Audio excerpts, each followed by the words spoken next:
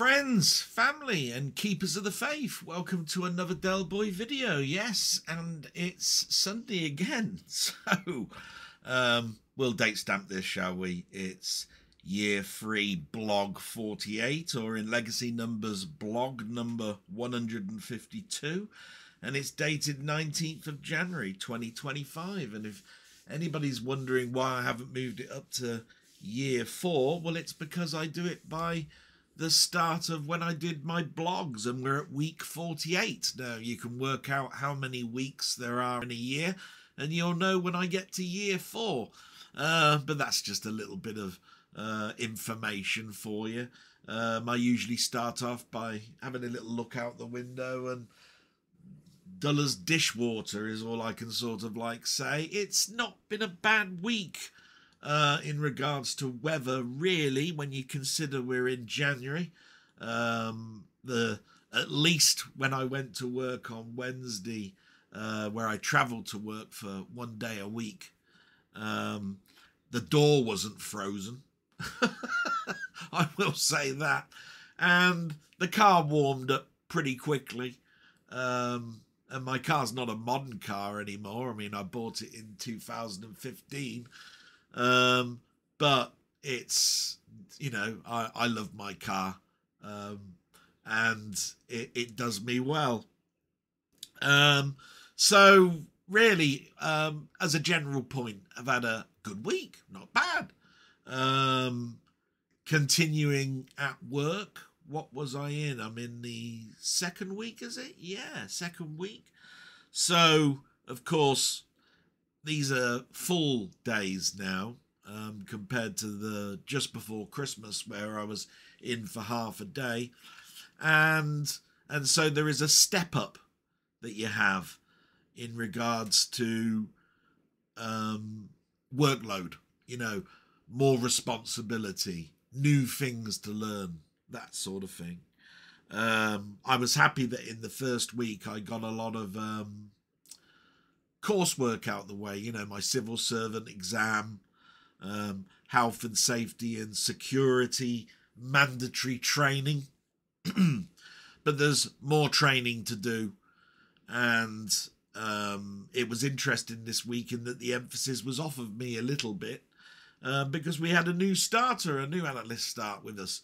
And in that first week, I thought about how I first started with the job, and went back to my emails and went back to all my documentation, and I wrote a little Word document that I passed to my task manager.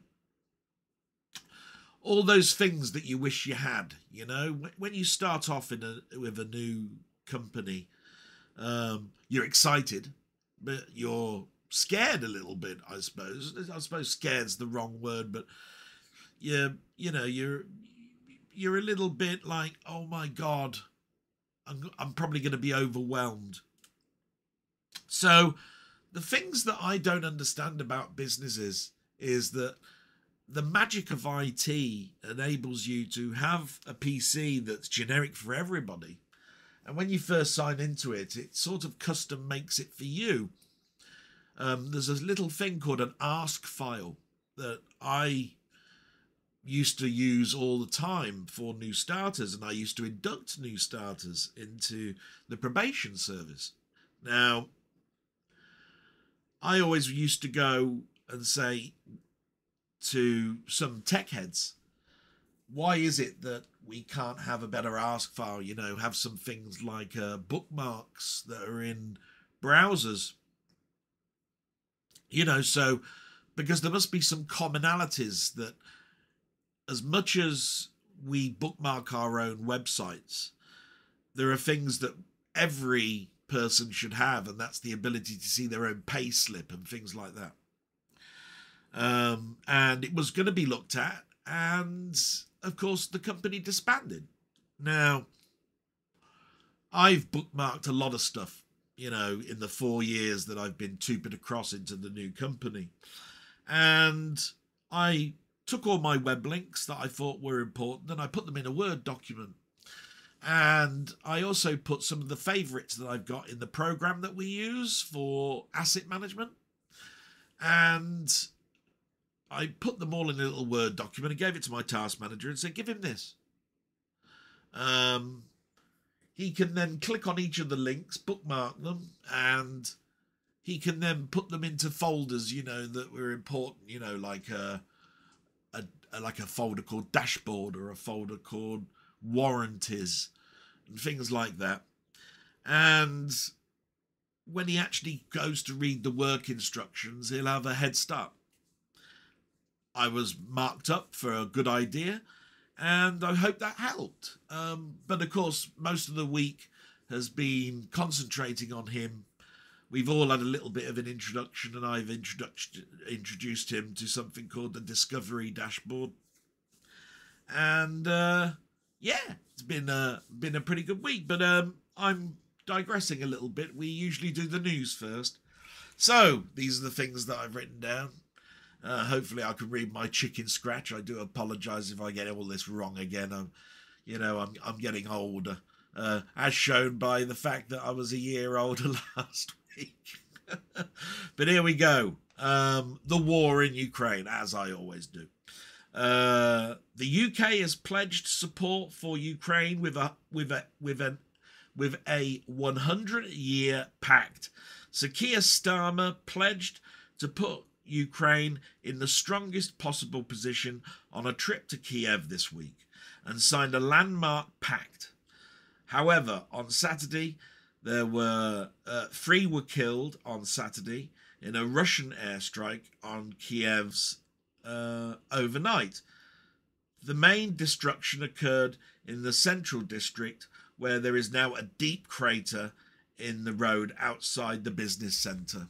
Yeah, now there's lots and lots of news stories this week. Most of media is all about what's happening on Monday because Trump gets inaugurated into, you know, he signs his new Prime Minister pact. And as we've known from all presidents, you'll see him sitting down in the White House at his desk and he'll be ripping up old policies and creating his new ones.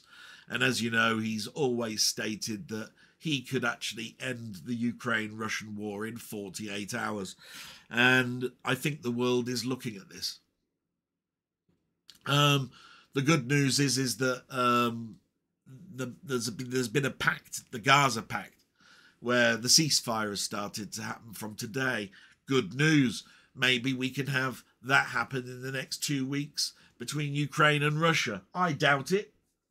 But you can always have fingers crossed, can't you? So that was the war. Then I've got sort of like UK and world sort of like news bundled up together.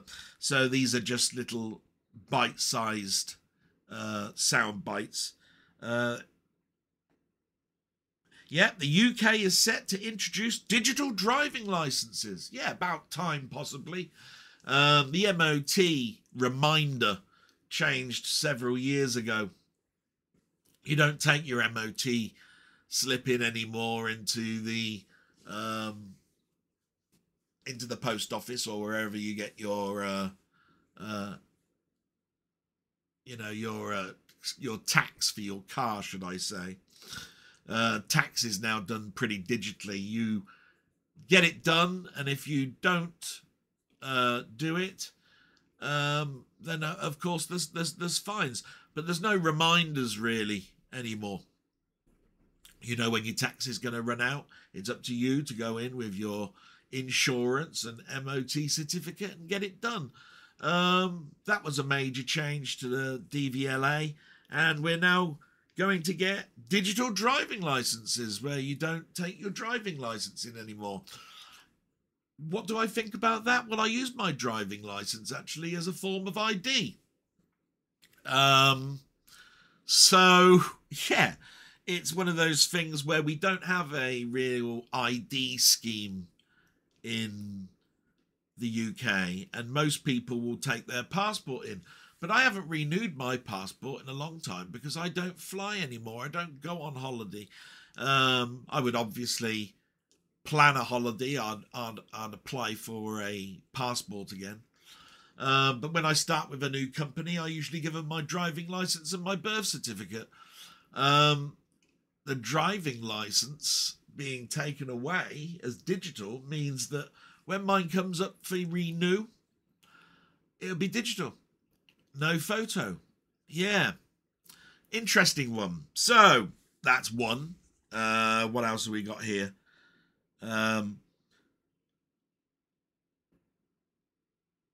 Yes.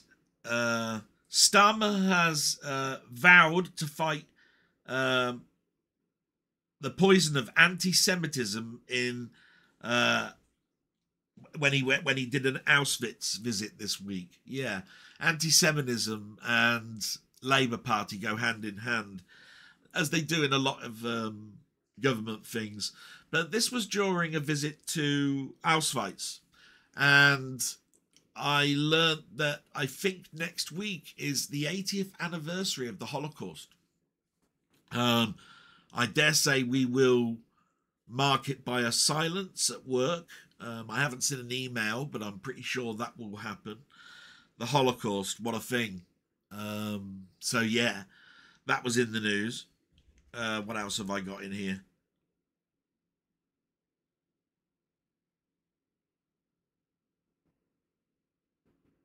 Yeah, treatment is going on in hospital corridors, and it's becoming the norm as the media broke a story of a 50-hour wait for a patient this week in A&E. Yeah, there was a thing on the newspapers this week, and it showed this patient was waiting in a corridor and in A&E for 50 hours before treatment. It's because of NHS funding, flu epidemics, all sorts of stuff. Absolutely terrible to hear about these. 50 hours, think about that. 2 days on a bed in a corridor in a hospital in A&E. Oh my God. No. I had a really sort of like not great time, but a good experience with my heart attack. Okay. It was hours. I was there from 10 a.m. until 10 p.m. before they got me a bed for the night. I was led into a room, and some people came in and saw me every few hours or so, but I didn't know what to do with myself. I was waiting and thinking that somebody will be around in the next 30 minutes, and it never happened. Yeah, but God bless the NHS. I've lived with the NHS all my life. If it was gone, wow.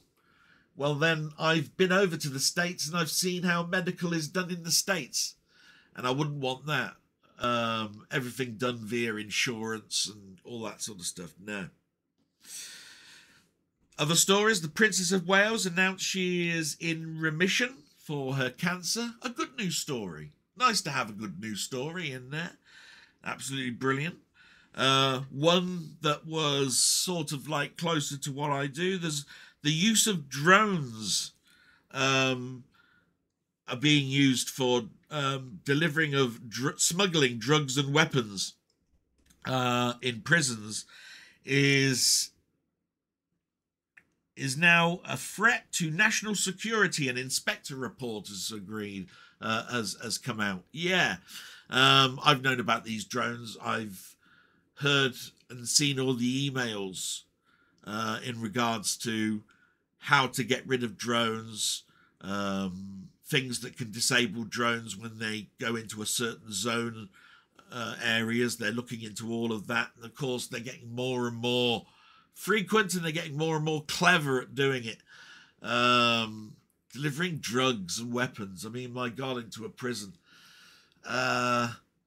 Amazing what your loved ones or what gangs will do when a member of theirs has got into prison. Yeah, that's a big one. And then a couple of sad deaths this week. Dennis Law died at the age of 84 on Friday. Most people will know Dennis Law for his days in Manchester United, 11 years, and a firm favourite of that particular team. But a Scottish great footballer with, I think, 55 caps for Scotland. My father would have recognised that name instantly, you know. I know the name and I go, oh, what does he look like? Oh, and then you see a picture and you go, yeah, that's him, you know. I'm like that with footballers. There's so many of them. All of them in the 70s and 80s, you hear the names and you go, you know, like Peter Shilton and all of these sort of names, you know, they instantly come back to you and you go, oh, I remember that save, or I remember that goal. Yeah. I'm not quite sure. Yes, it was actually mentioned. He'd been in a battle with vascular dementia, and finally was at rest this week. Yeah, sad. And then another one is rest in peace for David Lynch, a director who I've seen many of his films and is looked upon in many different ways, some bad, some good. He definitely has some absolute classics that I will mention in a moment, that I've got in my collection and watch quite a few times. Emphysema is how he died at the age of 78. He was only diagnosed with that a couple of months before Christmas. Films of note, or TV series, Twin Peaks. That one comes to mind. Ian Hill, The Ramblings, will always talk about June, and I remember the first June film. Very mixed reviews when it came out. I loved it. I thought the look of it was great. Blue Velvet. Oh, such a strange film, but he's well known for doing strange, weird type films. But Blue Velvet is definitely up there as a film that I watch an awful lot. But my favourite will always be The Elephant Man. And The Elephant Man is just such a moving film, a poignant film. Totally shot in black and white. Marvellous. Just a marvellous film to watch. Makes you think how cruel we are as a human race. And I watched that this week. It's very easy. I've actually got a couple of steelbooks of that, but I can only find one of them at the moment. But I've got it in 4K. I've got it on Blu-ray. And I watched it just digitally because I couldn't find it. It's all my stuff's in crates. It's very difficult to find my stuff. And that's something that I need to work on. But those two people, rest in peace. You'll always be remembered.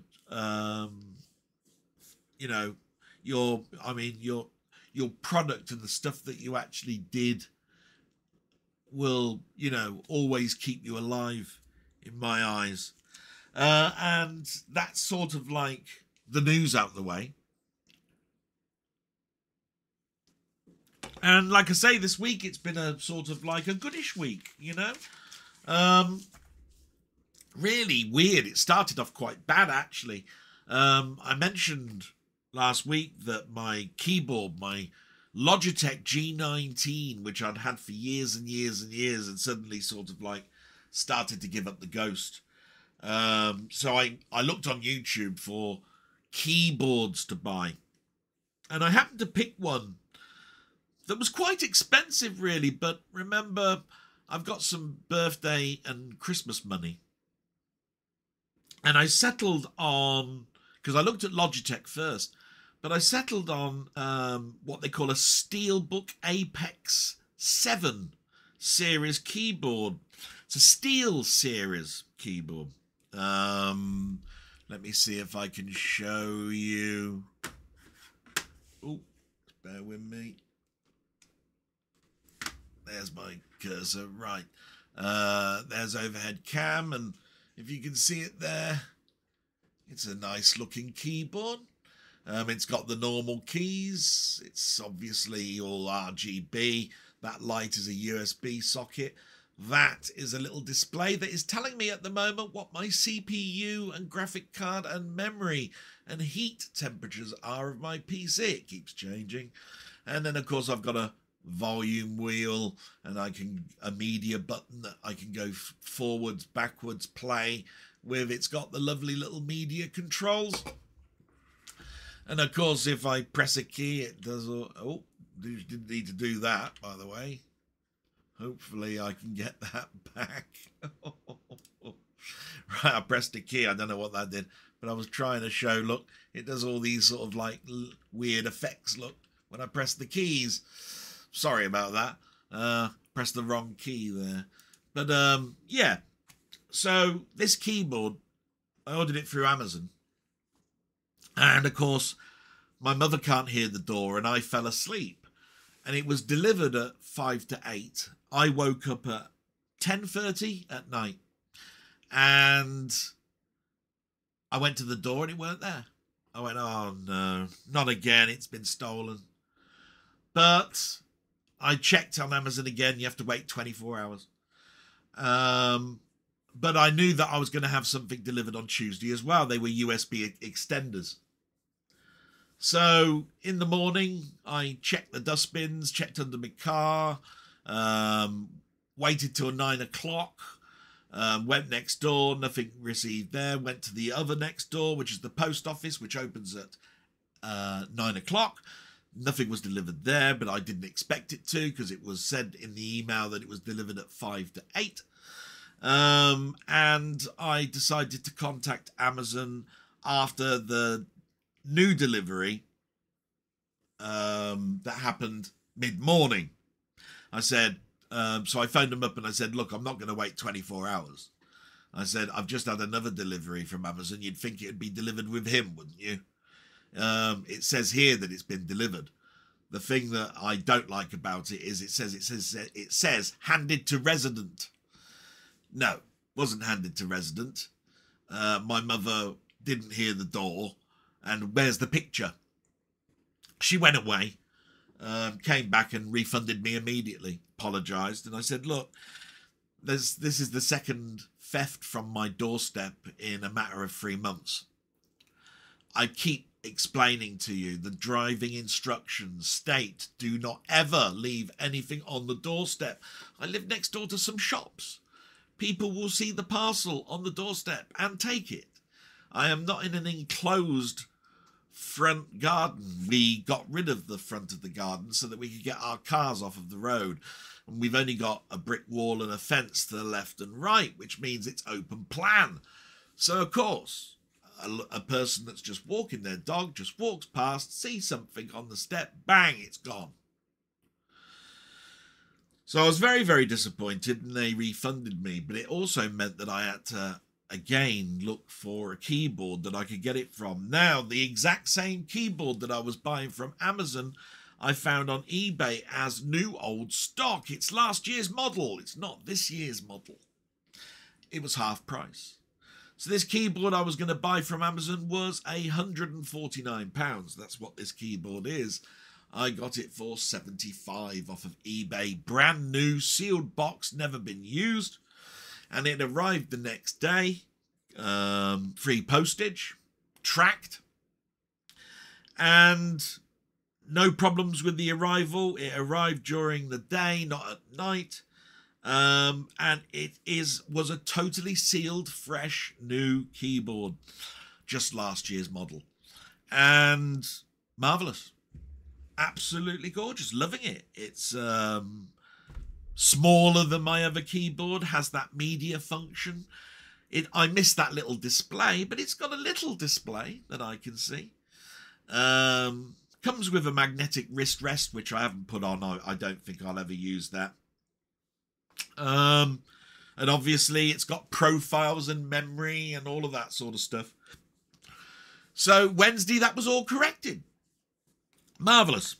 What else can I talk about this week? Went to physio on Tuesday. My walking is going better. I did 4 walks this week. So that means where I was doing 2 and 3 all the other weeks, I've extended it by another day. The similarities of last week happened this week in regards to sleep deprivation. That affected me big time on Wednesday. I set the alarms, believe it or not. I set my alarm for 6 o'clock, 7 o'clock, 8 o'clock. But I moved one of the alarms that I have on a Wednesday at 7:40, which is the last alarm call for me to do my chat with Ian Hill, the Ramblings. So, of course, the alarm went off at 7. I dropped off to sleep. And it was the 8 o'clock alarm that woke me back up. And that's the time that he would be going live. And it took me 15 minutes to get sorted to be able to join his chat. And as you can imagine, I'm then feeling very guilty. I'm angry at myself that I keep falling asleep. I don't know what to do about it. I've tried to stay awake now by using alarms on my phone to keep me awake. And the good news story of that is it's starting to work Thursday and Friday. But on Wednesday, I made a good friend late. And that upset me an awful lot. But everybody was all good about it. Ian told me not to worry about it. We had a great chat for 3 or 4 hours that night. I went to bed straight afterwards and the sleep was better. And I suppose that then turned into better sleep for Thursday because the alarms worked and I went to bed still staying awake all during the day. A sensible time, 10:15, 10:30, somewhere around there. And because there was no sleep during the day, I slept well, but I was tired on the Friday morning, probably because of I've got to catch up with sleep. But all in all, that's a good sign. And I can only look at it as being another foot forward in regards to my health. So that's good. Couple of mistakes at work this week. I think this might be because of tiredness. I was given a job to do and I cocked up a VLOOKUP. Now I do VLOOKUPs all the time. My God. And it's a simple schoolboy mistake. First of all, I extracted a piece of data and it was in CSV format in Excel, but you need to import it into Excel to make it XLS. Now, I don't want to bore you here, but you can't really do VLOOKUPs on other tables or other worksheets without it being in sort of like the similar format. So that went wrong. When I corrected that and worked it out, it took about 20 minutes. I did a VLOOKUP and schoolboy error. Part of the VLOOKUP is to reference a cell, which was a serial number in this instance, reference a table, totally different worksheet, and then you do what they call a present and then a true false. So what I mean by that is in symbolic terms it was comma 2 comma 0, right? In my head I forgot that the second that number 2 is a present statement and I did it as a row count. So of course I brought back the wrong result because I was going counting 1, 2 when it was actually presenting a second row, any value in a second row. So of course I brought back a similar value but the wrong column. Okay, and it looks similar. But of course, when I was interrogating the data, there was the mistake and I had to fix it. And that took a couple of hours because I pasted the results into another spreadsheet and that meant I had to reverse everything. And I was stupid in the fact that the spreadsheet that I pasted it into, I used the web-based Excel. I didn't actually tell it to open it up in desktop Excel. So it saved it over the top of the one in the cloud. So, yeah. Thursday was not a great day, but you learn by mistakes, and I got all the work done in the same time scale, and I corrected the mistake. So I was happy with myself, right? And the only thing I could turn around and say about Friday is that I had the great joy of helping a friend out, and I'm prepping a laptop for him. I speak to my managers from the last company I was at, and I happened to speak to him actually last week, and I told him about how many laptops I still had, and he still said to me, "Do what you want with them. I'm not interested. They're not. The company's gone bust. Nobody is looking for you for them. Just always remember, whatever you do, wipe them." And these are all wiped. I wiped them as soon as I got them. Can I show you it? So I've got this laptop. It's all boxed up. It's a Dell. Look, nice Vostron. And on Friday I spent the whole day putting the operating system on and doing all the Windows updates. And that leads me to a little bug bind that I have. Now, I consider myself to be a little bit of a tolerant person, a patient person. And I've seen a lot of text this week about how bad Windows is. Windows is shit. Windows is bad. This is so much better. Nobody cares. Oh, this has happened. That has happened. All that sort of stuff. And when I think back at some of the text that I was looking at, a lot of it could have been avoided. There was one that basically stated, "Oh, I hate Windows. A box has just come up. It's ruined my recording," etc., etc.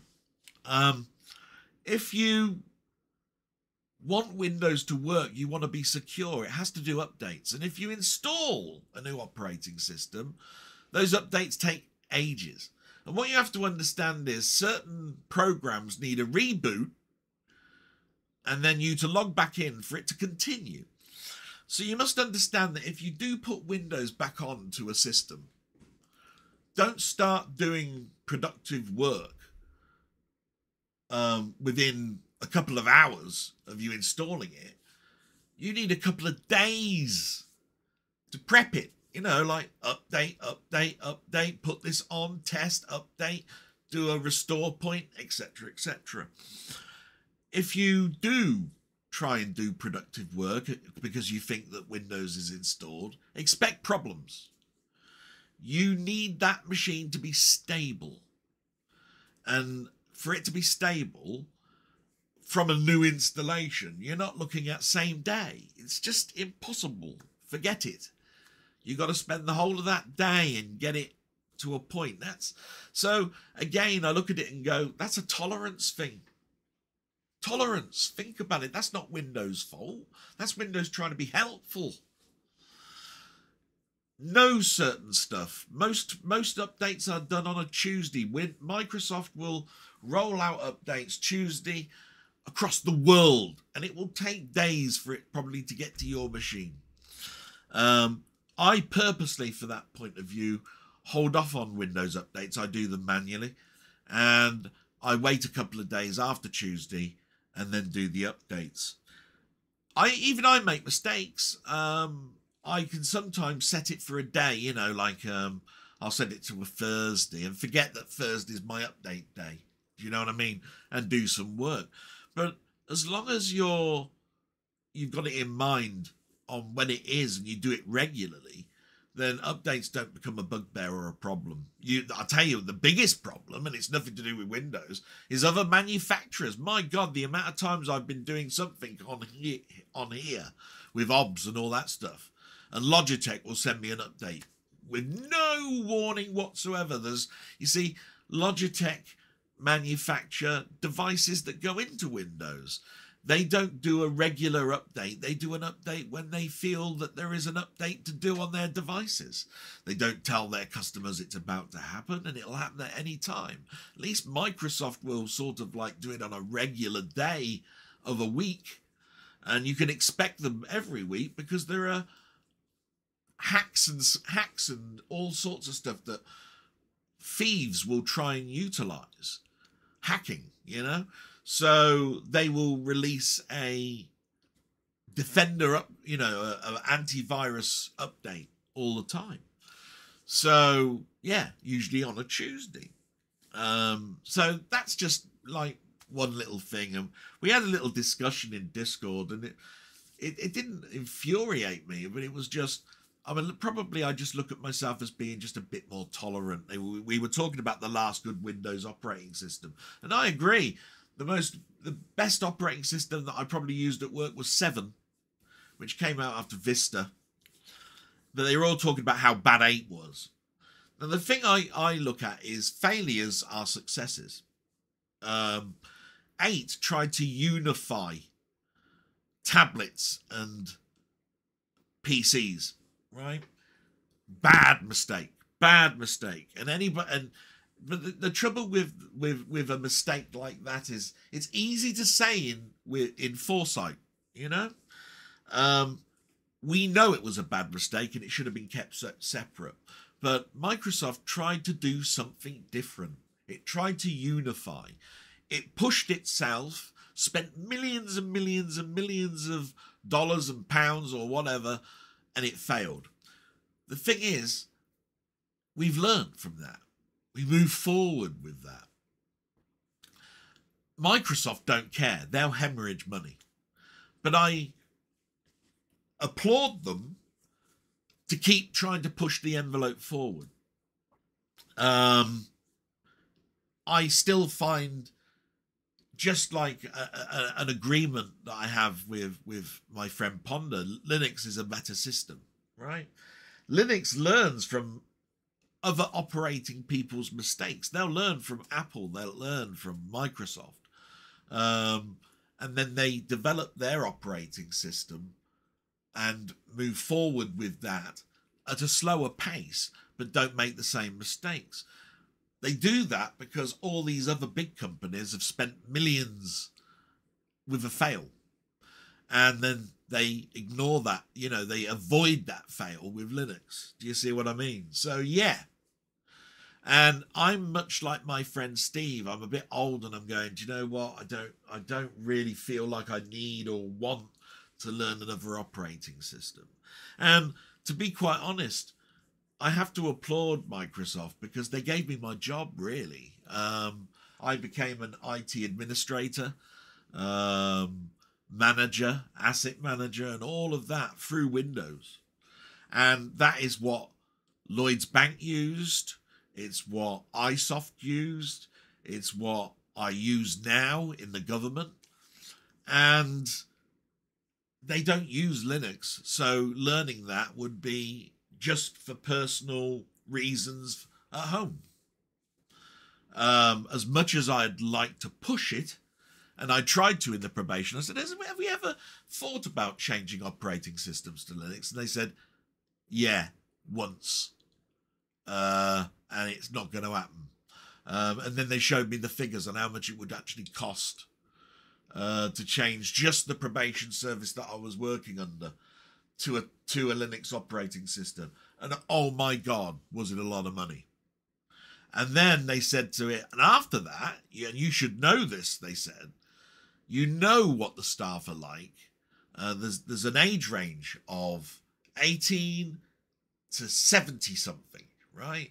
And all of these people, along with people that have got disabilities with eyes and ears and all sorts of stuff, they're going to complain like mad. Oh, why can't we have Word like we had last year? It was so much better, blah, blah, blah. I can't get used to this, blah, blah, blah, blah, blah. Yeah. The training budget alone, it showed me the figures. And I went, oh, shit. But that's my little bugbear for today. And it's not a biggie. It's just I suppose I'm just a bit more tolerant, that's all. I love the arguments, don't get me wrong. Loved it. I mean, it's great. It's just, sometimes I hate to be the person that writes down and say, do you know what, fellas? As much as you hate it, just think of the good that's come out of the bad. That's how I look at it. That's just the end of that. And if I get slated for that in this blog, fair enough. It's just, why can't I have my own opinion? Why can't I voice my own opinion? I can. I'm allowed. I'm doing it. So that's just that. So we move on. That's pretty much been my week. And the greatest thing for me is helping my friend out. I've got a device that I've got to do a few more updates on. I want it to be good for him, and then I'll be sending that on to him. And I'm just thinking of his face when he actually opens it, and he's got something that hopefully is a bit more reliable for him. And that just cheers me up no end. Oh, you wouldn't believe how I feel when I do something like that. I had a phone call from my friend Mamemeister, and we had a chat. Well, no, it wasn't a phone call. Sorry, it was text. And we were talking about VR. And I tell you what, we were talking through how to get media streaming working on a PC. And I was the happiest. I was like a pig in shit, I suppose is another word to look at it as, in helping out. It almost reminded me of when I was on my service desk days. Oh, you need to click on this. You need to click on that. You need to open this. Here's a link to a video that'll explain it. Here's this, that, and the other. Oh, I loved it. Oh, great. So, another big plus this week. So, that talk took a little bit longer, so I'm going to have to move a bit quicker. So, the shout-outs. Now, as you know, I love the shout-outs because everybody, I believe, has the right to feel needed and wanted. It's a commonality that we all share. Nobody wants to go through life not wanted or needed. And so every single one of these persons have left me a comment or just wish me well or whatever. So the names this week are sort of like a roster.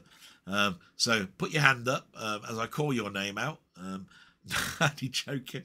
So there is Martroid, Down the Rabbit Hole, Wee Bob Art, Carl Todd, Denny, Ian Hill The Ramblings, Muckman-Movies, Colin Jones, aka Ponder, Steve's Gaming, and Robert's Retro Gaming. Every single one, thank you so much. And we're going to get on straight away to the comments that you've all sent to me. So I'll try and go as nice and as fast as possible, but but give everybody that time. So the first one, these are in no order, is from Carl Todd. And he's put, happy belated birthday, Del. I hope that you and your mum are well. Sorry for the absence. It's been a busy time recently. I was happy to see that the Elton John Blu-ray arrived. I hope you enjoy it. Super Deluxe Edition are a good company, and I've enjoyed all their releases that I have bought. So it was Carl Todd, not Frank. You know what I mean? Thank you so much, Carl, for that email. It arrived. It's lovely. I've played it. Brilliant.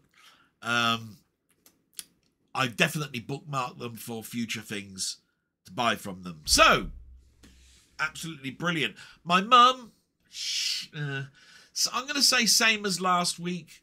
Memory is getting worse. She seems smiley. She loves it when I get her a cup of tea. It's like that. I'm trying to keep her warm. I've given her some cardigans to wear. I've told her to put the fire on and forget the bloody expense. We'll get there.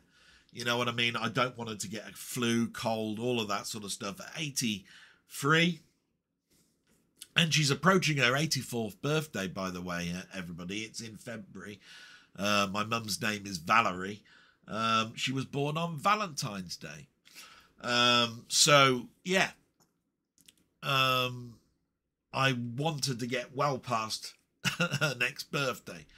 So, yeah, marvellous. So you've got some questions for me, it says here. Number one, I know that you use Mister for the older systems and arcade games, but do you use any emulators for later consoles, e.g. Dreamcast, PS2, etc.? Emulators I love. I've fiddled about with them for years. I love them, but I've only got one emulator installed at the moment, and that's Mame. And that's because the Mister doesn't do all the arcade games. So Mame is still something that is still installed on my system. It's true. I don't have, because my machine had to be rebuilt in November last year. So some of the reasons why the emulators are not there is because I haven't got around to putting them back on yet. But I don't see a point in putting a Commodore 64 emulator on, a Speculator emulator on, an Amiga emulator on. And the reason for that is that all that stuff is done in the Mister. I've got an A500 if I want to do something really complex. It's an A500 Mini, one of those little minis. It's on the wall here, and it's HDMI cabled into my OBS. So if I didn't want to use the Amiga on the Mister, I've got the A500 Mini for the other process. And I'm sure there's a lot of people out there that even with Misters have got Pies, the Pi systems, or Barracuda, or whatever it is, operating systems on PCs. So there are many ways to do it, and so those are my two methods for the Amiga. And of course I've got handhelds. I've got the RGB30, and that emulates all the way up to the PS1 really. It tries to do Dreamcast, but it can't. And I've still got a Dreamcast. I do need to mod that up this year and put a hard drive in it and put the replacement power board in. I know my friend Mamemeister's got one of those. I've got, believe it or not, I have got 12 Dreamcasts, right? All in various states. My original Dreamcast still works, and it's the one I bought at shop price the day it came out, and I'll never mod that one. But I've got all the others that I could mod up. And yeah, the Dreamcast is one of those ones where I've still got all the discs, and it still goes in composite into the back of my TVs and monitors, and I have great fun on occasion getting that out and playing. So yeah, I suppose I could start trying to do emulation on other stuff, higher up consoles like Vistas, PSPs, that really aren't done well on Mister. But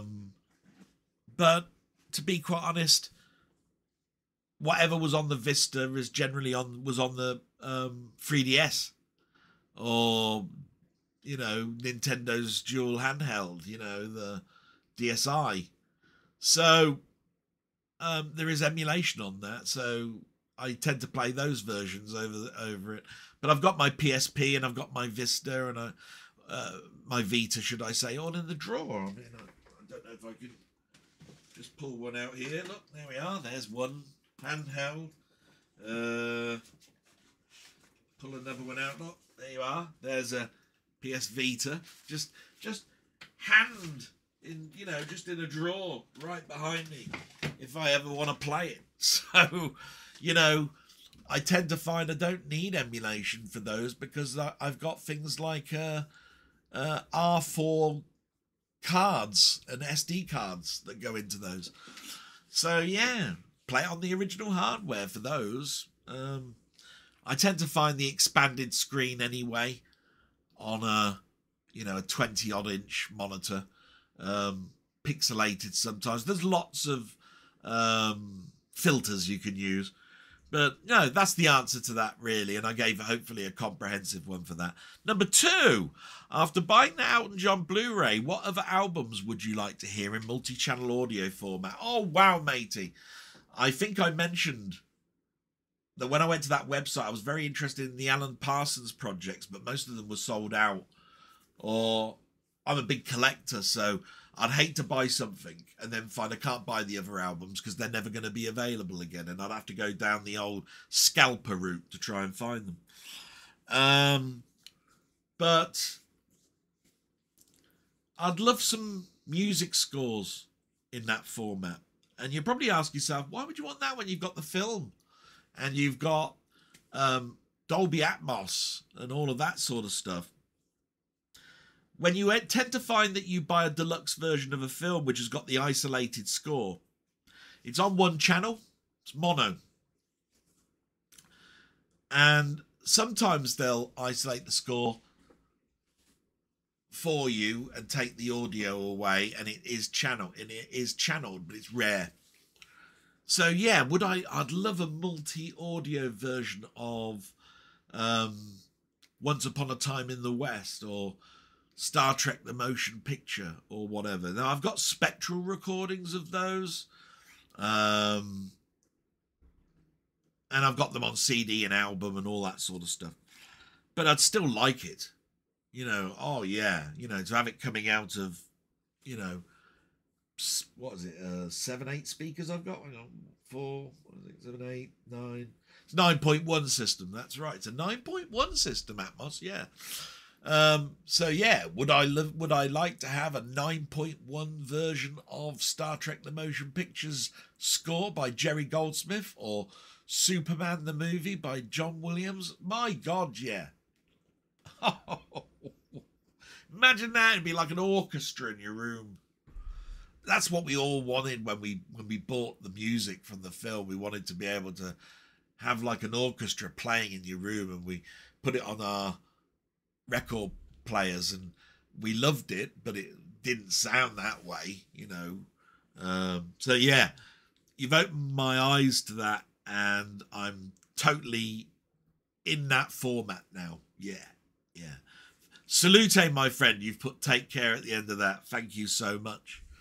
And we'll move forward now. These are in no particular order, and we come to my friend Denny, who's not been well recently. He's actually apologised to me for not phoning up and all of that, and I do miss our calls.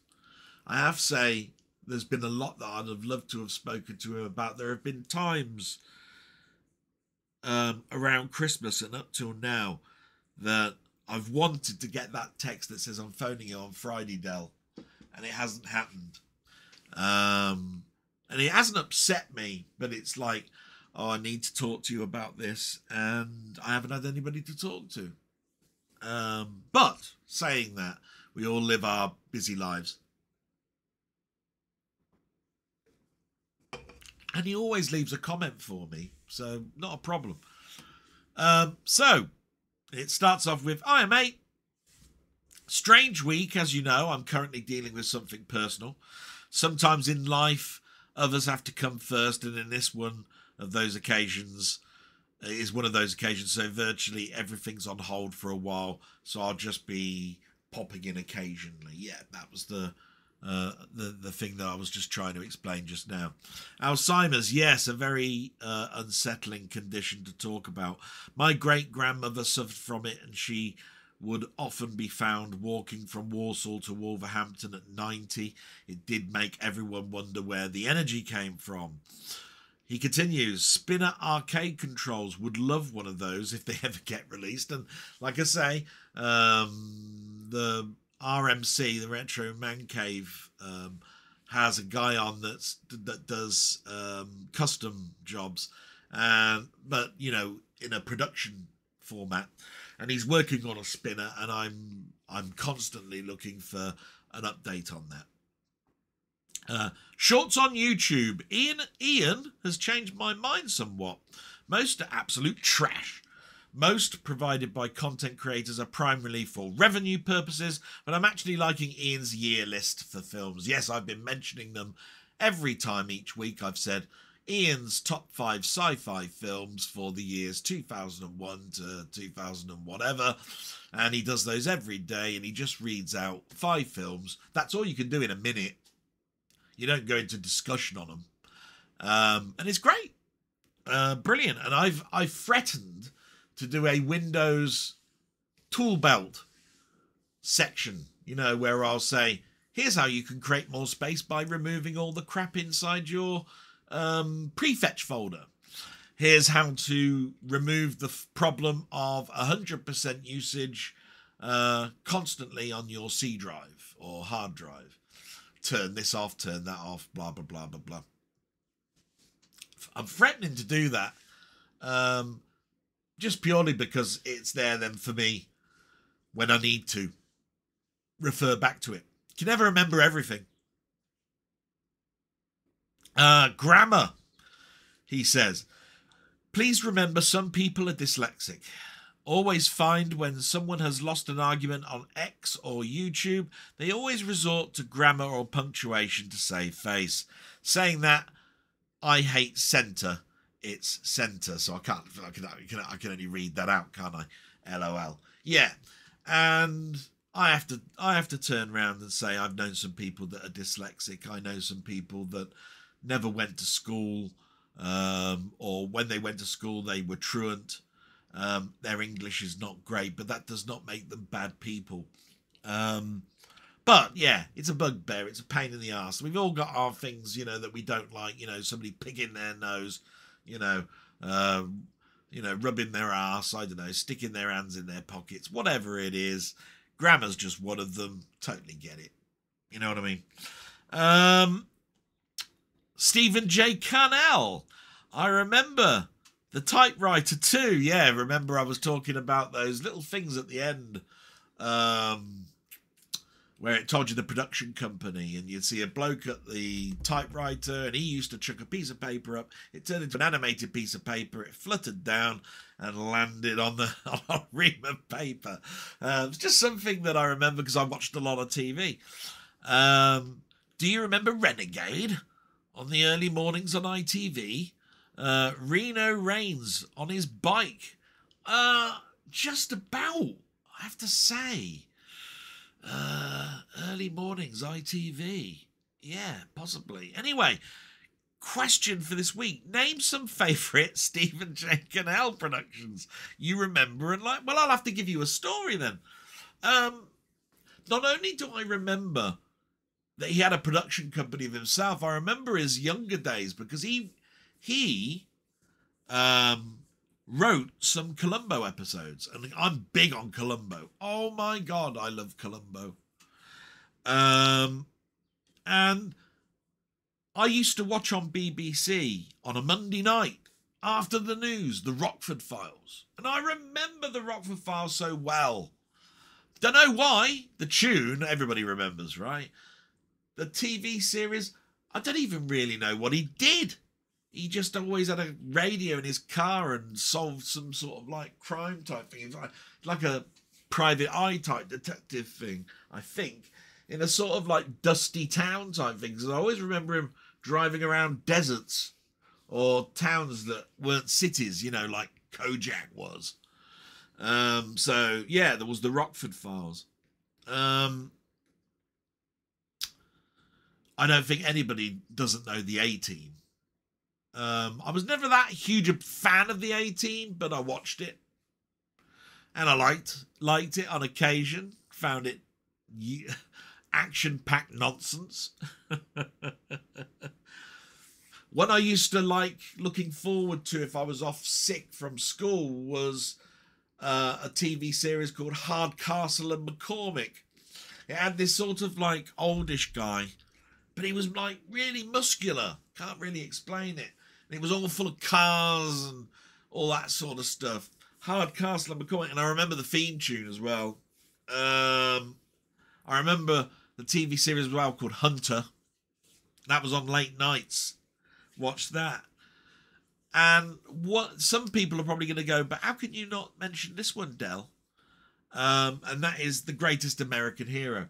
Now, Greatest American Hero come out in the 70s, and I remember bits of it, but only remember it now through physical media, where I bought it. And it was done because it was a superhero TV type thing, but it was more a comedy thing. And I just remember when I did watch it, the effects back then were pretty poor.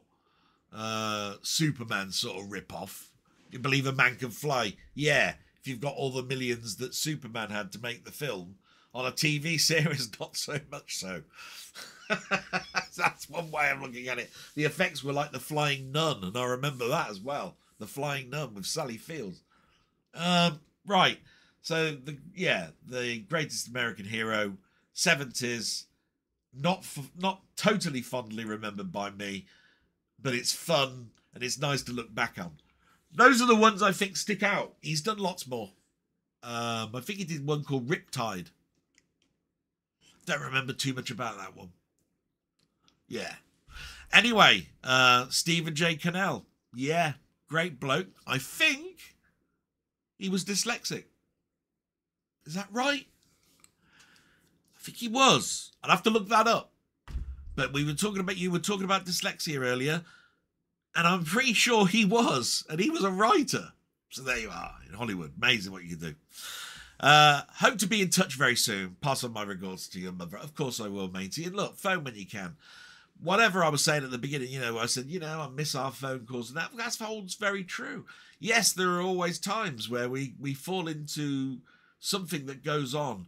The thing about it is with me is that where, people sometimes are able to phone up and have a cup of coffee with someone. I don't have that. And, so therefore you miss something that we set up quite regularly, didn't we? So there we go. Yeah, miss you loads, matey, but you get better soon, all right?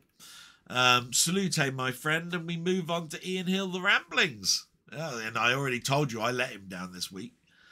So here we go. What's he got to say? It's got, hi Del Boy, hope you and your mum are doing okay. Enjoyed our live on Wednesday. Always have a good time. Nice to see you enjoying it too. We do have a great time, and it's lovely to see all the support we get too. It's all those people that make it worthwhile and special. And he didn't mention me being late. That's just what this guy's like. Ian Hill, if you're not subscribed to him, you ought to be. That's the first thing. Secondly, hasn't got a nasty bone in his body, right? I put on a little bit of a persona of a person who rants, and it's to the reason for it, and we talk about it at the end of it all the time, is to make him laugh. I do it to make him laugh. He laughs when I rant, so I continue to rant. It's not for anybody else other than to make Ian laugh. That's what I do it for. If anybody takes offence to it, tough. He's my mate. I'll do anything to make my mate laugh. He deserves a bit of laughter in his life, right? Simple as that.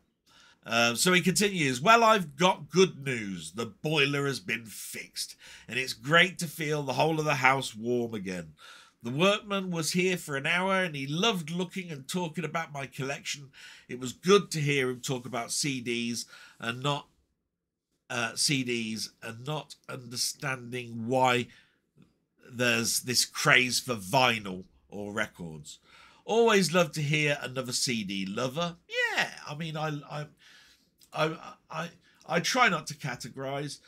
I dislike the arguments in what's better, vinyl, CD, etc. That CD is now put into this dead area and vinyl continues, and so there are the purists and all of this sort of stuff. It's like bloody vampires and are you a pure blood or not? No. I bought CDs and CDs and CDs. I also bought records and records and records. I even bought tapes, mini discs. I bought. My God, each one of them has had their love for me. I mean, I couldn't put a vinyl record in my car. Although they did actually do that once. They made a system where you could actually play a vinyl in your car, right? But I drove in my car an awful lot, and the way I listened to music was on tape and CD and then MP3 and all sorts of stuff. That, to me, was the time for me to switch off and listen to music while I had to get to somewhere, right? That was going to take hours.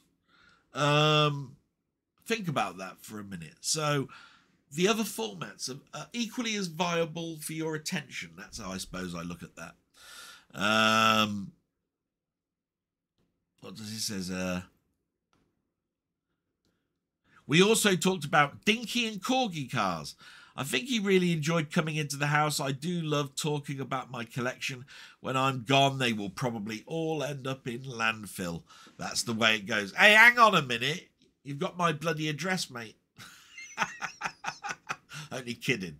But I hope actually that your son takes an interest in them and at least keeps some that he knew meant something to you, and of course your your wife, God bless her heart. So yeah, I hope some of that rubs off on him. I've watched some bad films this week. He continues. However, I've watched some great ones too. Perhaps the most outstanding one was Melancholia, which actually me and Jambon talked about last year. And it's one of those ones that I've tried to big up on several blogs. But anyway, I'm going from here. Melancholia, which I picked up on the HMV sale. It was a blind buy, a first-time watch. I've never heard of it, and it looked interesting. I was blown away by it, though. I was blown away by it, though. There's a sci-fi premise. It's about depression and its relationship between two sisters. Yes, it's psychological, matey. It actually covers more subjects than that. You have to watch it a couple of times. But yeah, solitude and a number of things are in there. It's a film I will rewatch again, yeah, and you will need to. It remained with me long after I'd finished watching it. It's highly recommended to anyone who hasn't seen it. Oh my God, yes. It's one of those sleeper gems. It's one of those ones that comes up now and again in talks. I always talk about how big an influence that thing has been. It touched upon me, probably because I think I've lived through some of the subjects that it talks about. Maybe that's the reason why I big it up somewhat, but yeah, it's a great film, and a fantastic purchase, matey, definitely.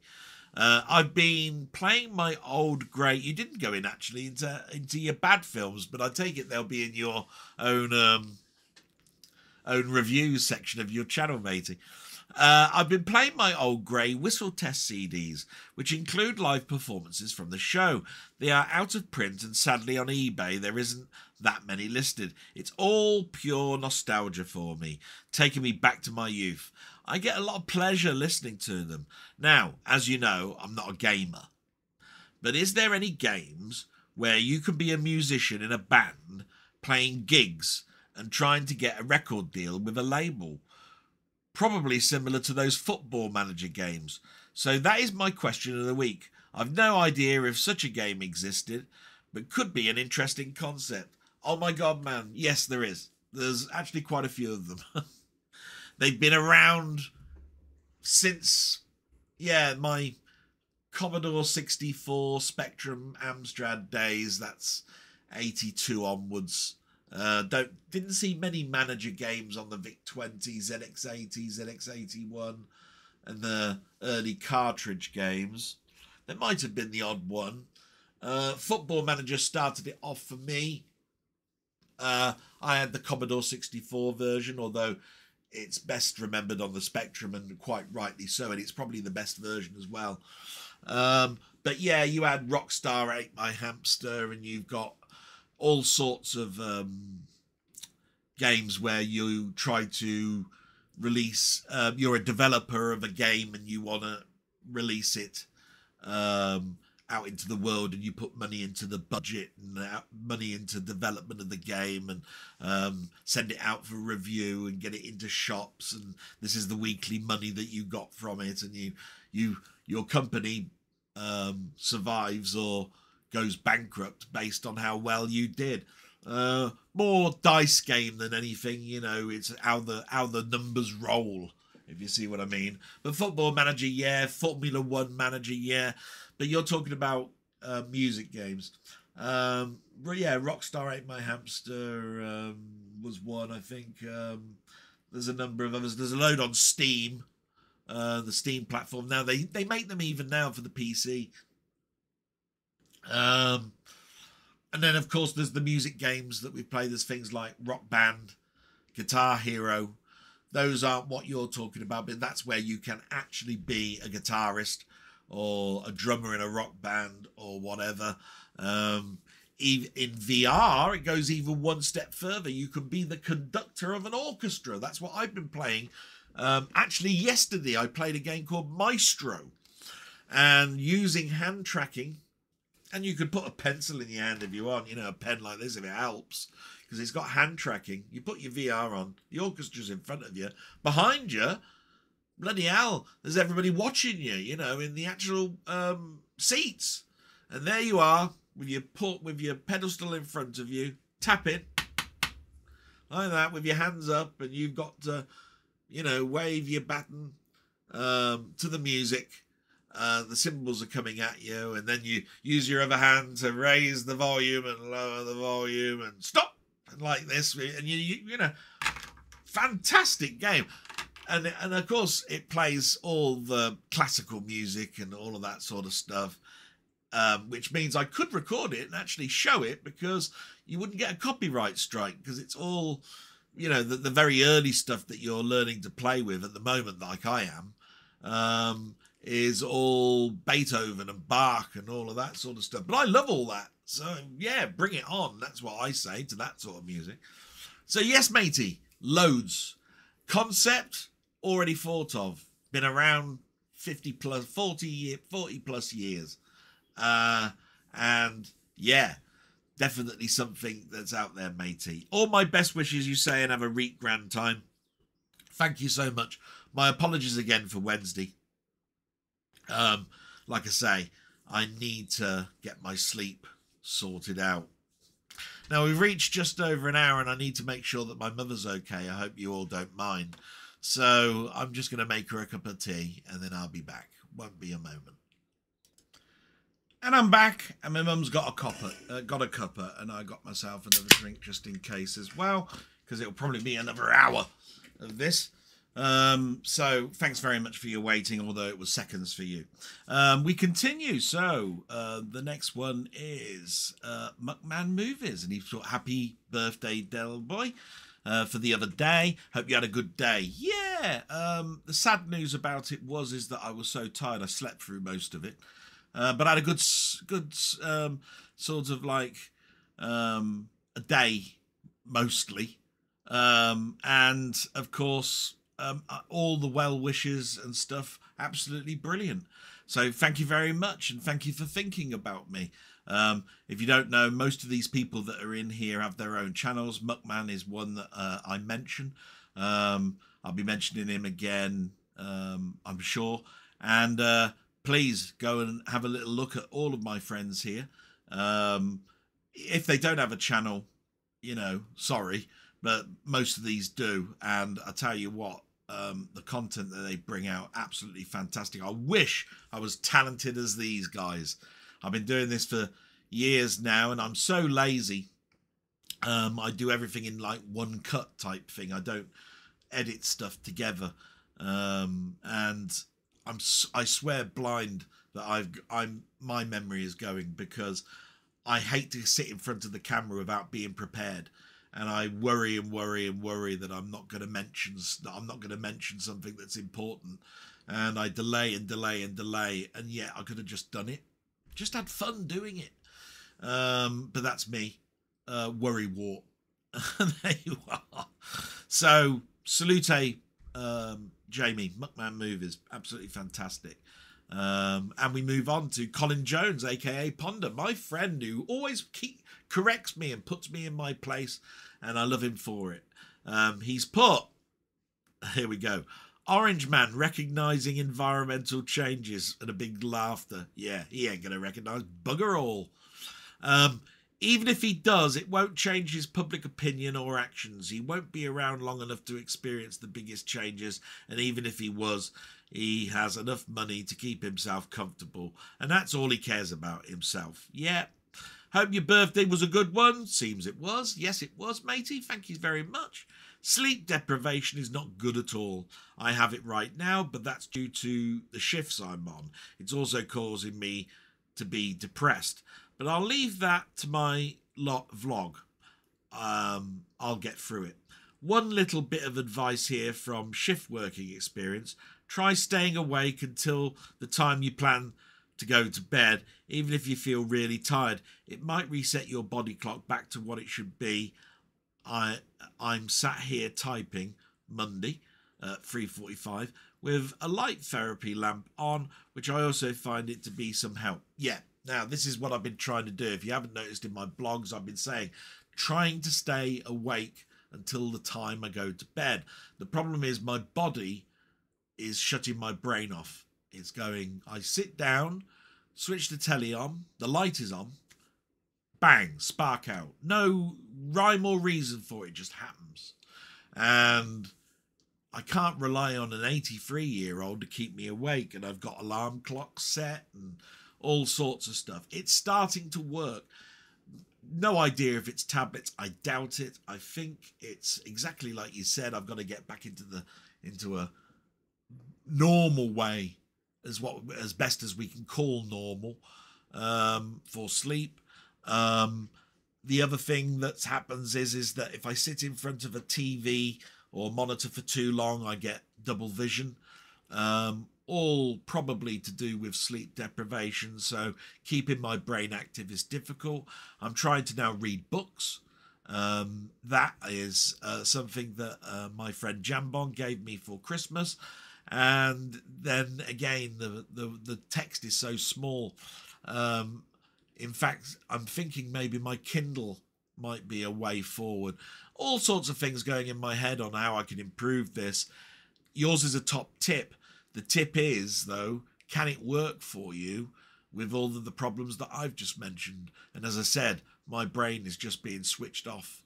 Probably it might have something to do with maybe how much I read on a phone. You know, that blue light, white light thing. The telly is a different type of light, and I've used the telly to get me to sleep for 20 or so, 30 odd years, ever since I've had a small 14-inch screen in my bedroom. I've watched things to go to sleep in. Now it's the trigger that makes me go to sleep. All sorts of things it could be, don't know. So glad you got your oven fixed and actually did it so yourself. Yes, I did. So proud of myself. Why spend £95 on something which is so small that you could do it yourself? And honestly, this was a small piece of like rubber protected temperature sensor with 4 leads coming out of it, and they were spade-ended connectors. Find that yourself in the oven. Find the 4 wires, mark them where they come out. They're color-coded. Take that off, put the other ones in, switch it on, bang, everything's working. Or hopefully not bang, it blew up. But there you go. I said bang, that's terrible, isn't it? Really hope your doctor is right about your mum and it's just her age. Yeah, that was several months ago before Christmas, where he asked us some questions. Send him my fondest regards. Thank you so much for that. I use Odyssey. Yeah, couldn't remember if it was called Oracle or whatever it was. I use Odyssey as my alternate video site. They don't have a time limit, but they have a size limit of 16 gig. Any that are longer than that can be recorded by changing the bit rate and or resolution to fit within this. Yeah, use Handbrake, something like that.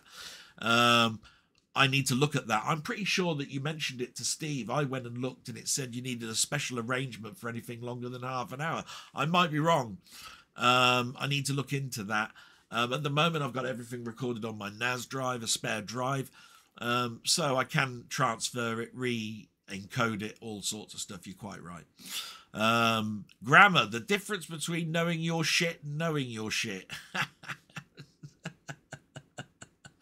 Because it's your and your. You wouldn't have got that from me reading it out, but yeah. Classic systems. One I'd definitely get would be the Vectrex. Of course. Why didn't I think of the Vectrex? See what I mean? How a question is relayed to you, how much your brain's got to quickly think of the answer. Vectrex, definitely one. Because the screen.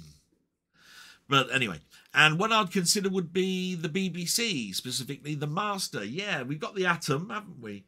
Master, yeah, that'd be one. Yeah, that'd be a good one. I do have a question. What have been your favourite modern game? What has been your favourite modern game? Yeah, sorry.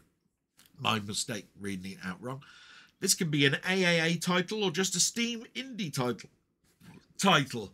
Just something you've bought as a recent release. Recent only, okay.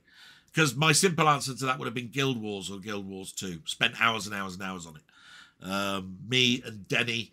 If only I'd have known Denny earlier, we'd have been in a guild ourselves and we'd have been out there bloody traversing that land like nobody's business. In fact, we'd have probably got nothing done. Roll on Guild Wars 3. He won't go back to Guild Wars 2. I understand that. I haven't been on it for a long time. Shame, but we could have done that together. That would have been really nice. I tried to collaborate with people. I still want to collaborate with people. That's down to the people to say, I've got an idea. I try to think of an idea, can't really think of one. I try and look on Steam and find something that we could do together. It's always difficult. If you mention it, they'll go, nah, not into that, whatever. And then you've got all of the, how are we going to record both of our voices? How is it going to be recorded? Yeah, I understand difficulty. It's difficult, but there'll be something that'll turn up. One of my pet things I want to do is that ever since I started 3 years ago, I wanted to collaborate. And in those 3 years, it's not happened yet. It's a shame. One of those things. But you asked an AAA title. Now,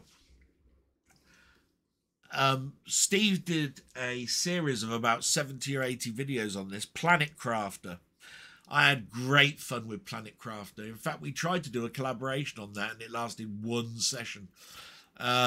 He finally got to a point where he gave in. I got to the point where I could take off from the planet. I finished it. There is a DLC where you're on a new world. The bad news about that is I looked at it and went, why have I got to start again? Am I a different person? If I'm a different person, I've got to do all that learning again. With the only difference being different element names. Oh, I don't know whether I want to do that. So I bought the DLC and never loaded it up yet. I had an immense time. I put in 80 hours plus possibly into that game. And it's the same with another one called Valheim. I played that to death. Played that with my friend Rocket Money. Or should I say we tried. We got quite far. But life gets in the way and Rocket Bunny needed to go away for a while. A shame. And of course everybody remembers that I was a big fan of Vampire Survivor type games. And I still am in a way. I can just sit down, forget about the world and wander about in circles blowing things up. And nothing else. There's no buttons to press. You just roll around in a circle. Picking up roguelike elements that basically say, do you want to increase your weapon for this, that, or the other? That's the only brain you've got to put to it. Absolutely nothing else. So, yeah. Those, I would say, are the AAA titles. There is an indie title in there. There is an AAA title in there. Indie, mostly, though, there. And Enshrouded is another one I could actually bring in, although I didn't play that as half as much as I thought I was going to. I got stuck and never went back to it. So it's a shame, but Enshrouded was another good one. I'm currently playing a game called Astroneer, and I'm up to episode 15, is it? Something like that. Having fun with that. Difficult to stream or do videos on something like that. What I tend to find is people want to be excited. They want to learn or discover something with you. It's a survival game, so most of the game is spent going around picking up resources, which is boring, I should think, to everybody. Planet Crafter was a bit different. You didn't need those elements, but you were constantly finding things. It led you to find things in a way. Astroneer doesn't do quite that way. So I'm tending to find I'm doing 40-minute stints and I'm picking up elements along the way, but at some point I've got to build a base. And when you're building a base that's like Lego, it's boring. It's like watching a little kid build Lego. Do you really want to watch 2 hours of me rotating modules and bolting them together and stuff? I dare say some would, but most of the time it'd be boring, I should think, for people. So I've not had many comments on it. I don't get that many watches on it. It's not that type of thing. It's really me just recording me playing the game. I'm enjoying it playing the game. If some people get the enjoyment watching it, brilliant. If they don't, does it care about the numbers? I'd have recorded it anyway. See what I mean? I'd have been playing the game anyway, so it's not really anything, you see. So thank you, Salute, my friend, and your stuff. So looking forward to your next blog. I take it that'll probably be tomorrow, I should think. Yeah, it's on tack for that, I would have said. Salute, my friend. On to the next one, which is Martroid, who said, happy birthday for the other day, Del. Here's to living a good life in 2025. Yeah, let's hope. And so far, it's off to a great start. No badness at all. Loving it. Thank you so much. Salute, my friend. And we get to one that doesn't comment very often, but I'm a big fan of, and that's Down the Rabbit Hole. My mate, Down the Rabbit Hole. My God. Excellent vlog as always, Dally puts. Happy birthday, and here's to look into a happy 2025. First, can I say a big thank you for advising folks not to post their real birthdays on social media. When I signed up for Facebook and they asked me for mine, I knew right away I do not want to give them that info. January 1st will suffice for as far as Zuckerberg needs to know. Ironically, someone I went to high school with generally has his birthday January 1st, so we often joke with each other when that date rolls around. Yeah, please do that. My God, identity fraud, you don't want that. No. Thank you for your hip flask recommendation. Definitely going to keep an eye open for one. And I'm hoping to start enjoying my Atari-themed drinks from my decanter soon enough. Had a bout of flu for a week or so, and as a result my drinking has been on pause. Speaking of Atari, did you hear a 1983 ROM has just discovered on an old server backup tape this week? The game is called Fish and is complete but never released. Fortunately, the person who found it placed the ROM on Atari Age, so now we can all enjoy this discovery. To tell you the truth, matey, your text, I think, came in literally the same day as the blog, and I saw it quickly, and I went in the alerts. It came up saying new game discovered. So I sort of knew about it, but you told me about it first. So well done. Thank you very much. And it was a guy that really likes consoles. I mean, I can see him now. He's like a Texan, or forgotten his name. I don't watch him too much, but he's a very knowledgeable guy. And I saw what Fish was, and it was really quite weird watching this fish trying to eat worms and then fish balls or something like that. It looked quite advanced, but I believe it's 1983, and the VCS system or the 2600 would have been pretty much now history, with the NES and so forth, not just around the corner. But yeah, great to see all these things suddenly come up. So you put, do you ever wonder how many other long forgotten prototypes or games might still be floating around out there? Keep up the good vlogs as always, Del, into 2025, and I hope you and your mum are doing well. Take care. Thank you so much, and I'll pass on everything of these to my mum from everybody. Thank you so much for that. And yes, I sometimes on occasion do think that. I sometimes think to myself, I wonder if there's a prototype by Ian Brave and David Bell, Jeff Minter, all of these.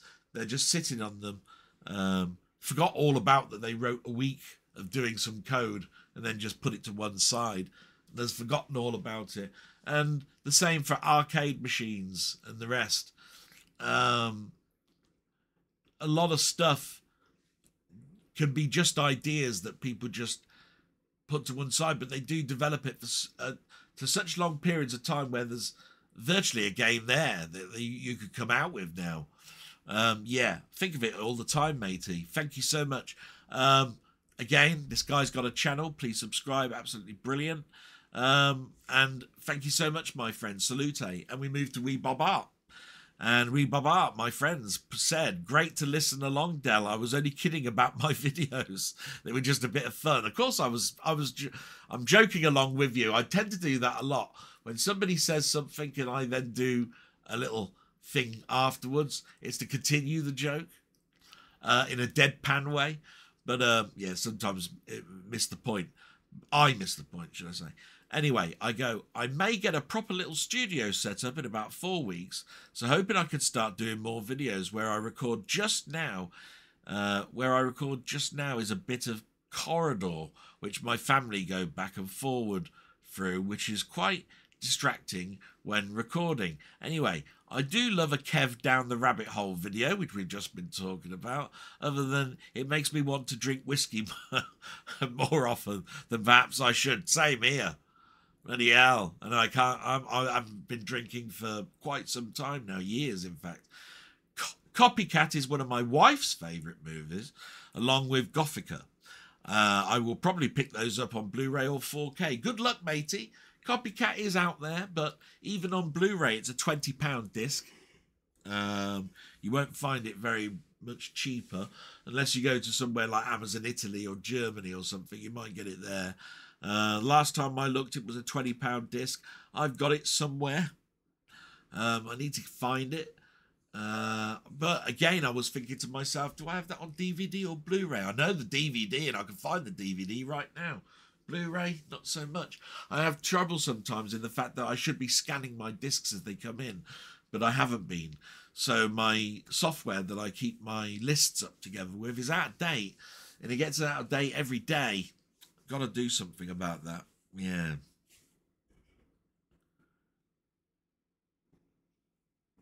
You continue. Anyway, need to head to bed as up for work. So quick question. Have you ever played Bridge Crew on VR, and what are your thoughts? I never finished it on the PlayStation VR. I also wonder, though,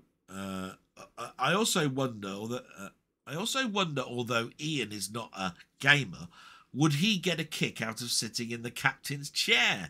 I did also like the game as it included voice commands. All the best to you and your mum. I think Ian would get on well with the voice commands, and I think he'd get a kick. You probably can't see it, but I've got a PSVR just there, and I played Bridge Commander for a while. I didn't play it that much though. I found the setup of VR on the PlayStation 4 a pig. All the cables, it was like an octopus thing. You got another little box. When I switched the PS on, it had to be in a certain mode for the VR to be on, otherwise it switched itself into normal flat screen view. All that sort of stuff, it put me off. And when it came to the Quest 2, I think it was on there, but it was on its way out. I'd already bought it once, so I didn't want to buy it again. And then it died.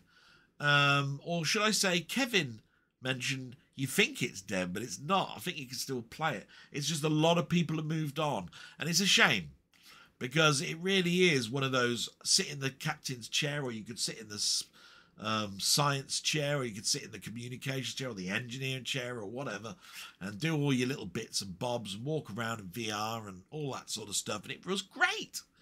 There was a similar one that was on the PC in 2D that I played in the Star Trek series. That was great. And I believe there's a new one being developed but it's done by an indie person, a person who's writing it by himself, and he's a man. He's just by himself doing it. So it's going to take ages. But I saw an early look at it on YouTube, and it was great what I saw. So brilliant. So fingers crossed that we'll have something else that we can play similar in the future. And we move to Steve. So salute, my friend. Please do get your videos going again. I miss your drawing stuff. Like I say, I need to do a bit more. My laptop's been eternally closed, I think, for months. If I switch it on, it'll want to do updates. So again, we're talking about Windows updates. Again, it's my own fault, not anybody else's, which is why I'm tolerant of it. But there we go. We get to Steve's gaming. My mate Steve, who I have to do my salute for. You bastard, you're fucking great. You little bastard, little shit. Oh, one of my best buddies. Just bear with me because my mother's just coming through. Do apologise for that. My mum wanted to know why I haven't emptied the bin. You see, a job I haven't done. But there we go. Where was I? I was with Steve, one of my best buddies. Love Steve. Got a great channel. Please go and subscribe, or at least look at his channel. Give it a couple of likes, something along those lines. Anyway, Steve says, "Hi Dale, I'm sorry for missing your birthday, mate. I hope you had a nicer than normal day at least." On drugs. I never took them. I was offered them a couple of times in the 80s, but said no. Mainly because I was already on loads of drugs from the doctors and I didn't know if anything would cause issues with them. And also because I'm a boring sod. Yeah, remember I was just talking about my experiences of them. On occasion, somebody would offer me one and I'd been so pissed that I took it and then hated it the day after. Never, ever have I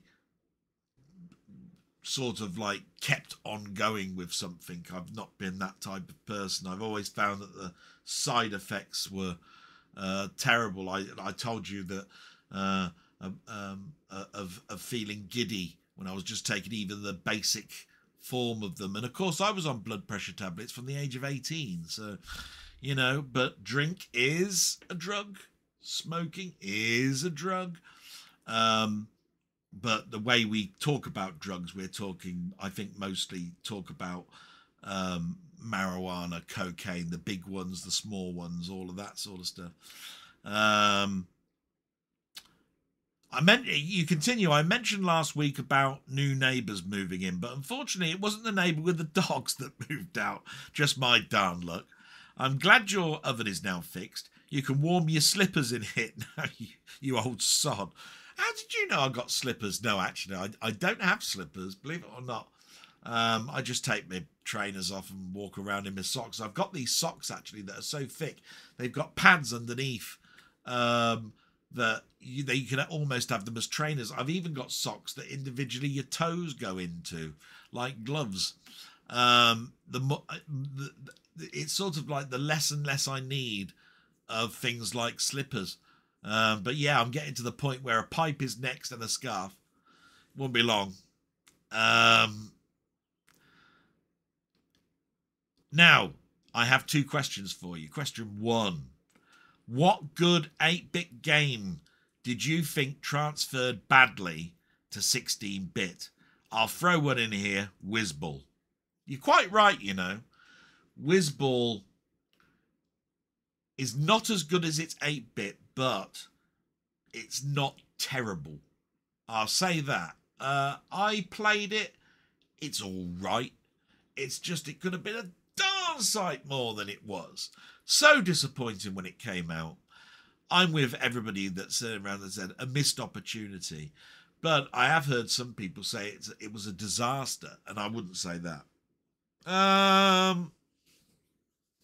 Now, I had an Amiga from the A1000 days, and the early games that came out were a lot of Commodore 64 to Amiga conversions. They did the Last Ninja series, and I looked at that and thought, this is atrocious. Because the 64 was better. I mean, it even had better... I mean, I knew that the sound would be worse because the 64 had a fantastic sound chip. And I was disappointed a little bit with the Amiga chip, to be quite honest. It was all samples. So, yeah, The Last Ninja comes to mind. But all of the Epix games came out, you know, California games, summer games. Every single one of those, they were adequate. But the 64 did it so much better and looked... I suppose it's because you didn't think the 64 could do it. And you knew in your back of your mind the Amiga could easily do it. And they didn't put any effort into it. You know, it's like that, really. But I suppose of later games, there was a game called Myth that I loved on the Commodore 64 because the animation was just so nice. And all the stipulation of colour and everything made the caves look eerie. I knew the Amiga could do it, but it looked so pedestrian when it came out. Myth, yeah, such a disappointment. Platoon, another game where you expected the 64 to look like that, but the Amiga one to just pixel by pixel mimic it with not doing anything with it. Yeah, awful. And Amalite, another Thalamus. I've mentioned a few Thalamus games here, haven't I? Amalite's another. Because the 64 was sort of like king at these horizontal scrollers.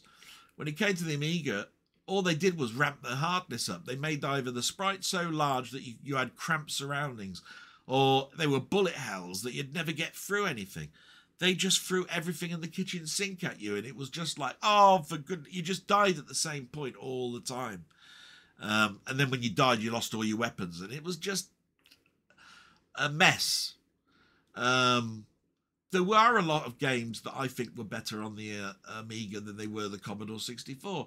Some people will argue and laugh at me for saying this, but I always thought Shuriken was better on the Amiga than it was the Commodore 64. That might be because I liked Chris Hasselbank's tune on the Amiga, which wasn't a chip tune, which wasn't a sampled piece of shit. It actually was a tune. And I liked it. I think that one was more catchy than the 64 equivalent version, although the 64 tune was brilliant as well. It's just it's the way it starts off. It's like dramatic, and it uses huge instruments to give that effect there, which the 64 could never do. So that's one where that does work. I suppose there are a lot of more Commodore 64 games. There was a lot of, like Mr. Helly and Blood Money and all of these sort of things that came out. I think they were sort of, though, in my opinion, they were on par. Oh, I didn't like the 64 one. I don't like the Amiga one either. They were more like that. But Blood Money, I thought, actually was all right.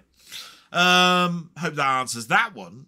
And question 2, what is your favourite arcade game that you really suck at? I suck at them all, matey. That's no good having a question like that. Mine would be Gravatar. Love it, but I'm crap. I'll tell you one, and most people will be surprised at this. I really, really, really suck at Missile Command. I love the game. I've even got a modern day version that's in vectors that Steve's got as well. I forgot what it's called now. Utopia, I think it's called. I love that type of game. Shit at them. Absolutely diabolically bad. I've even got a trackball on my X-Arcade stick here and Missile Command on my main, purposely for me to get better at it, and I'm still shit. I just can't answer the question. I don't know why. I'm just bad at it. Oh, and there's a game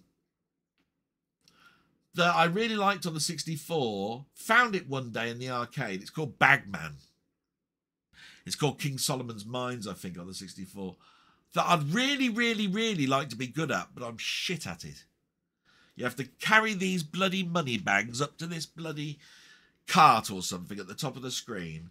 You've got all sorts of things to help you, like little grab hooks and stuff so that you don't get run over by a little mining truck. And I'm just awful at it. Absolutely diabolical at it. But I want to be good at it. That's the thing. So there we go. There's 2.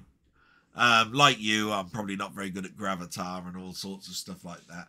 Games that I am adequate at and I can talk an awful lot about and fair okay in are Gyrus and Ghosts and Goblins, because I played them to death, and even though I don't go back to them very regularly, it would take me a couple of 10-pence pieces and I'd be there back, to those days, and I'm pretty sure muscle memory would come back.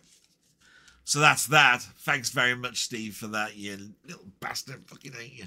Carry on your good work, matey.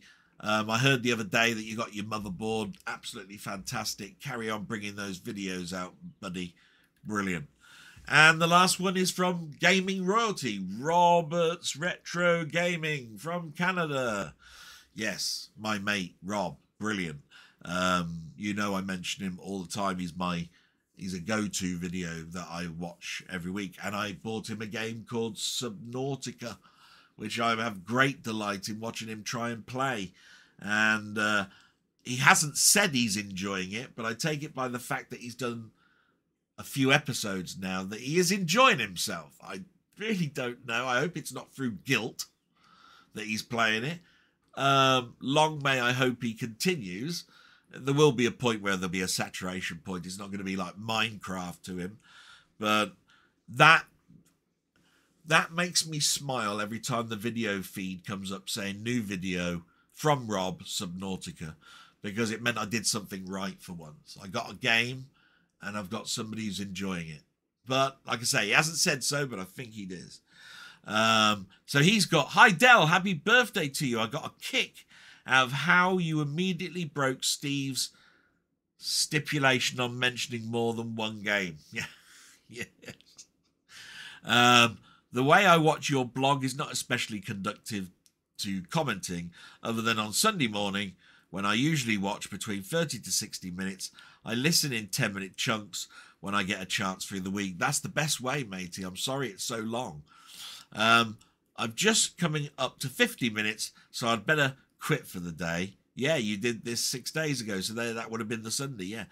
You talk of spinners puts me in mind of news from CES about the new Atari things, including a handheld that has a spinner, trackball, numeric keypad, D-pad, etc. Seems interesting, but not likely to play with my gradually more arthritic left hand. There's also a small pinball simulation table that looks fun. I've had musings of building something like this myself using a 50-inch television. Have you played such simulated pinball? Yes, and I've mentioned it many times, and you would have seen videos of me going to Pinfest with Jambon, where they not only have the normal pinball, but they have these simulated pinballs, visual pinballs they call them, with TV screens. And they're absolutely brilliant. I love them. Wish I could afford them. If you think about it, they're a cabinet that you have to make. There is the 50-inch plasma or OLED screen at an angle, plus another screen that you put the display on, plus another screen for the sort of like scoreboard in dots and all that sort of stuff. They usually therefore come to about $2,000 or more. Then there's the space, etc., etc. But I've played them and they're great. Love them. Absolutely fantastic. I'll tell you what, they're crystal clear. My God. And so much better than playing. I'll even say this, better at playing than VR pinball. And VR pinball is very good. Don't get me wrong. But nothing beats sitting in front of a 50-inch screen. I can tell you that now. Salute, my friend. Thank you so much. And the CES show. Yes, I've watched videos of bits of that, and I've watched the Gadget Show's roundup of the CES show. So yeah, I was very interested in that. And that's the end of the comments, guys and girls. So thanks very much for all of those people that did all of that. And we get to what I've been watching, called Watched on YouTube. Just bear with me while I just make sure my mum's okay. I know it was only a couple of minutes ago. I just want to check on her. Won't be a second. She's fine. Sorry about that. So yes, so Watched on YouTube. That's where we got to. And as you know, I watch two in particular all the time. They are This Week in Retro and Techmoan. And Techmoan didn't do anything, actually. I should have marked that up on my pad. Yeah, he didn't do anything. I've checked and there's still nothing there. But This Week in Retro had the standard, like 3 sections plus housekeeping plus community question. But the 3 sections this week were We've Forgotten Installers, US Gold Presents, and Mr. Opportunities. So it was very interesting this week. All of those I've got an investment in, that I do. the biggest one I will say about it that I've got any comment on really, other than it's a fantastic show, is we've forgotten installers. I suppose the way I look at installers is I haven't forgotten them, and I had to make them. I had to use Install Shield to make packages to send out to people for Lloyd's Bank even. And therefore I had the full product to create an installer that would install all the drivers and everything. So I remember installers incredibly well. The other thing is that I was around at a time as well where the PC exploded in popularity. I'd bought a house and couldn't afford the games every week that they were coming out every month, all of that sort of stuff. And so, yeah, I did an awful lot of piracy. So, of course, I was downloading my stuff. And all the time, the installers were hacked, probably through Game Copy World or other websites. And therefore, the installers were full of all of the stuff that they were talking about. Have I forgotten that? Hell no. Probably one of the broadest expansions of my knowledge base is 1995 to 2005. Do you know what I mean? Everything. I was doing, I had my fingers in so many pies, but I was picking it up so fast, I couldn't pause for breath. And so I just picked it up like a photographic person with photographic memory. So installers forgotten? No, absolutely not. And each time they kept turning around and saying, "Oh, I'd forgotten about that. Oh, I forgot about that." I was going, bloody hell! I had that for so many years, I could never forget it. You know, the rest of the stuff, US Gold Presents, Mr. Opportunities, all brilliant, absolutely fantastic. The whole show's great. It was just the installers made me laugh because it's like, no way I could bloody forget them. Jesus. Shame about Tecmo, but I'm sure he's going to come back next week with something absolutely solid that I'm going to love. So we move on, and we've got Chronologically Gaming, who I've mentioned each week, and thanks to Denny, as I said, for introducing me to this. He's still in November 82. It's amazing just how many games were coming out that month. It's like, it must be because it was approaching Christmas. But he is talking about Chronologically Gaming on every system in every country. And he's doing a spreadsheet of every game and a link to it. So basically, he's going to have at the end of this the most important document probably of all the games that were ever released, played. It's going to be fantastic if he ever gets to the end before I die. You know what I mean? Christ. He's been going since the early 70s and he's now up to November 82. And he's been on November 82 for the last 2.5 months. So, yeah, when you get to 83, 84, 85, my God, it's just going to get huge. But fantastic. Every day of the week. Monday, Tuesday, Wednesday, Thursday, Friday. Fantastic. Then there is a site that's called Applicable Tech. Applicable Tech. That was right. I was looking for keyboards. So this guy came up in my feed and he did a keyboard review of the Steel series that I got versus the Logitech keyboard. It's one that I'd already made a decision on, but it was quite good to see these versus series.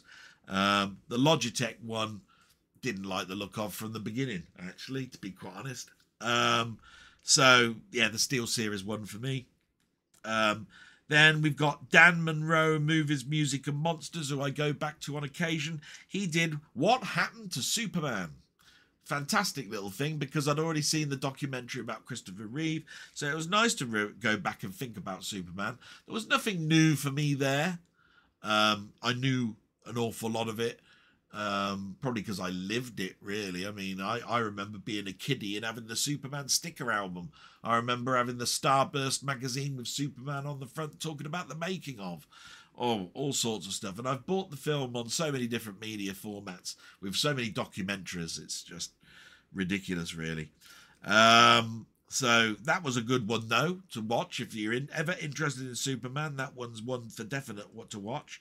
Adam Martin, I've mentioned him a number of times because he reminds me of a lot of things that were on TV, like all of the different regions of ITV and how they set up their broadcasting network. And he's done one, I think, even this week about the last years of the TV license, it's called, where the vote is in 2027 on how we're going to do the BBC TV license. The vote goes in. But anyway, this week it was about how Southern Television died and how TVS died. So Southern died after 20 odd years in 1982. By 1992, the replacement service called TVS died also. So it was very interesting to look at how those two broadcasting companies died a death very close to each other, to be quite honest.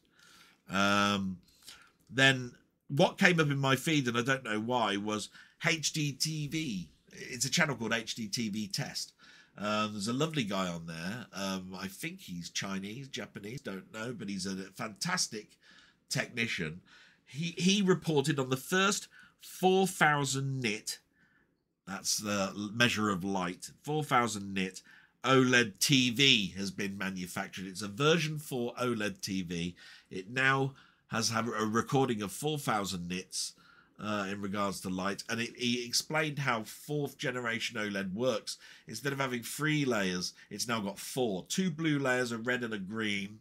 The red and the green used to be 1 layer put together. Now that they're controlled independently, more light and color saturation can come through, and you've now got a 400 nit OLED TV. Absolutely fantastic. Understood that technology immediately. What it means, you still get those inky blacks, but now the color saturation and light is brighter. Not that it was bad in the first place. I've got a 3rd generation OLED there, and it's fantastic. There's no bleed or light bleed because of LEDs or anything. OLED I love. So it's nice to know that it's not a dead medium, and now up to a 4th generation. So that was brilliant. And then, of course, the last one I watched was the Gadget Show, where they did the best of the CES show, that happened last week. Absolutely fantastic. All of those came up in my alerts. All of them were absolutely fantastic. I watched a lot more in regards to keyboards, but that's boring. But it was just so that I understood what keyboard I was going to have. I stopped watching after Wednesday. Honestly, I did. And then we've got some of the people that I know through this YouTube channel. These people are very close to me, and I watch as often as I can. So we start off with Ian Hill, The Ramblings. As you know, I do a live with him on Wednesday. So what did he do this week? He did top 5 sci-fi films from 2004 to 2010. Those are shorts. An L-Shaped Room review. That's a TV series called L-Shaped Room. Doctor Who Keepers of Traken review, HMV unboxing, because he got those 2 films from HMV, X-Files Season 3 Episode 6 review, his CD collection of the Eagles, and live with Del Boy. So basically, look, just for how much he's actually done there. If he's the nicest guy, you really ought to sort of like tune into him as best as you can. And I've had to do a little bit of a join there because I noticed that my box seemed to pause for some unknown reason, so hopefully I've done a little bit of a good join there. But Ian Hill, The Ramblings, definitely got to go over there. Then we move to Playtendoguy, who basically has got a channel. His name's Pete. He did a massive Nintendo Switch haul because he bought a lot of Switch games over Christmas and wanted to show those off. Absolutely fantastic. You need to watch that.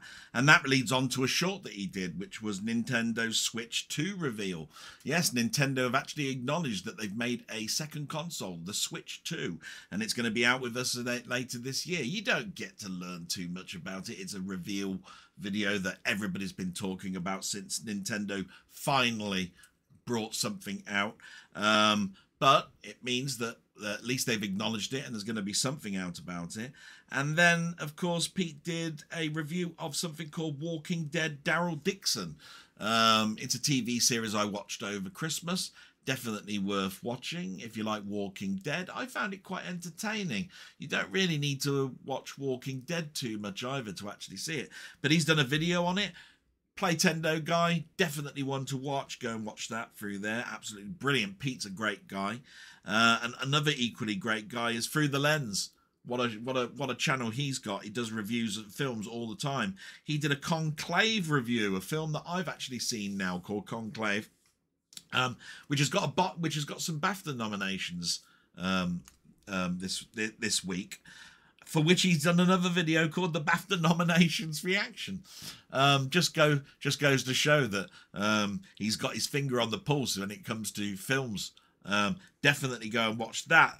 That's a number one choice that I actually choose. He does his video reviews and film reviews so differently to others. It's definitely worth a watch.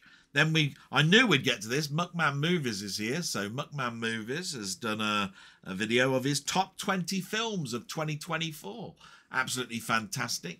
I agreed with an awful lot of them. I think at least 16.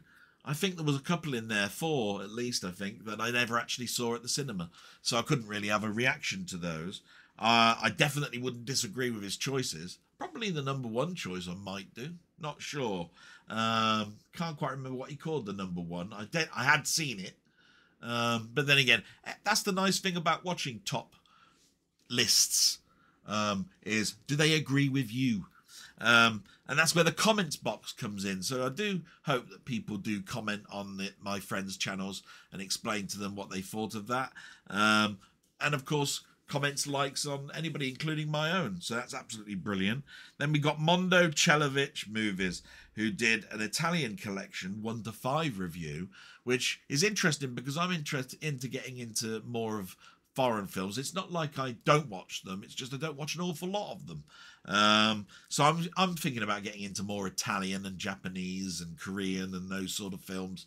And I've, like I said, in the past I've watched Leon and Nikita in their original French language. It's not like I don't watch it, it's just world cinema is a little bit less in my collection than anything else. So that's great. And he's absolutely giddy, like I am. In a release that came this week for a number of people, we started to receive our copies of Hammer's Captain Kronos. And he did an unboxing. And if you're ever in the thought about that, go and have a little look. You'll see a little bit of that at the end of this video. Then we've got Jamie Powell, who did a HMV trip. And he did a Pickups and Post episode 207. 207, matey. God, just goes to show how some of my friends and some people out there, how many times we go to the shops to get our films. My God. And definitely worth a watch, Mondo and Jamie Powell. Mondo, sort of like royalty with horror. My God. If you haven't got him, there's something wrong with you, booked as a subscriber, if you're ever into films. And lastly, Mike from Did You See That? He did a review of a documentary that's all over Radio 5 this week, which is Jerry Springer's Fights, Camera, Action. There's a documentary. He did a review of it. I watched it this week. It was interesting to watch. Very interesting in regards to the fact that it was a terrible show, really. Anybody who thinks back at it should think that way. It was a first for a number of reasons, for all the wrong reasons as well, really. And what came out of it is just how much aftercare we need for all these people that go on these shows. There was no aftercare in this.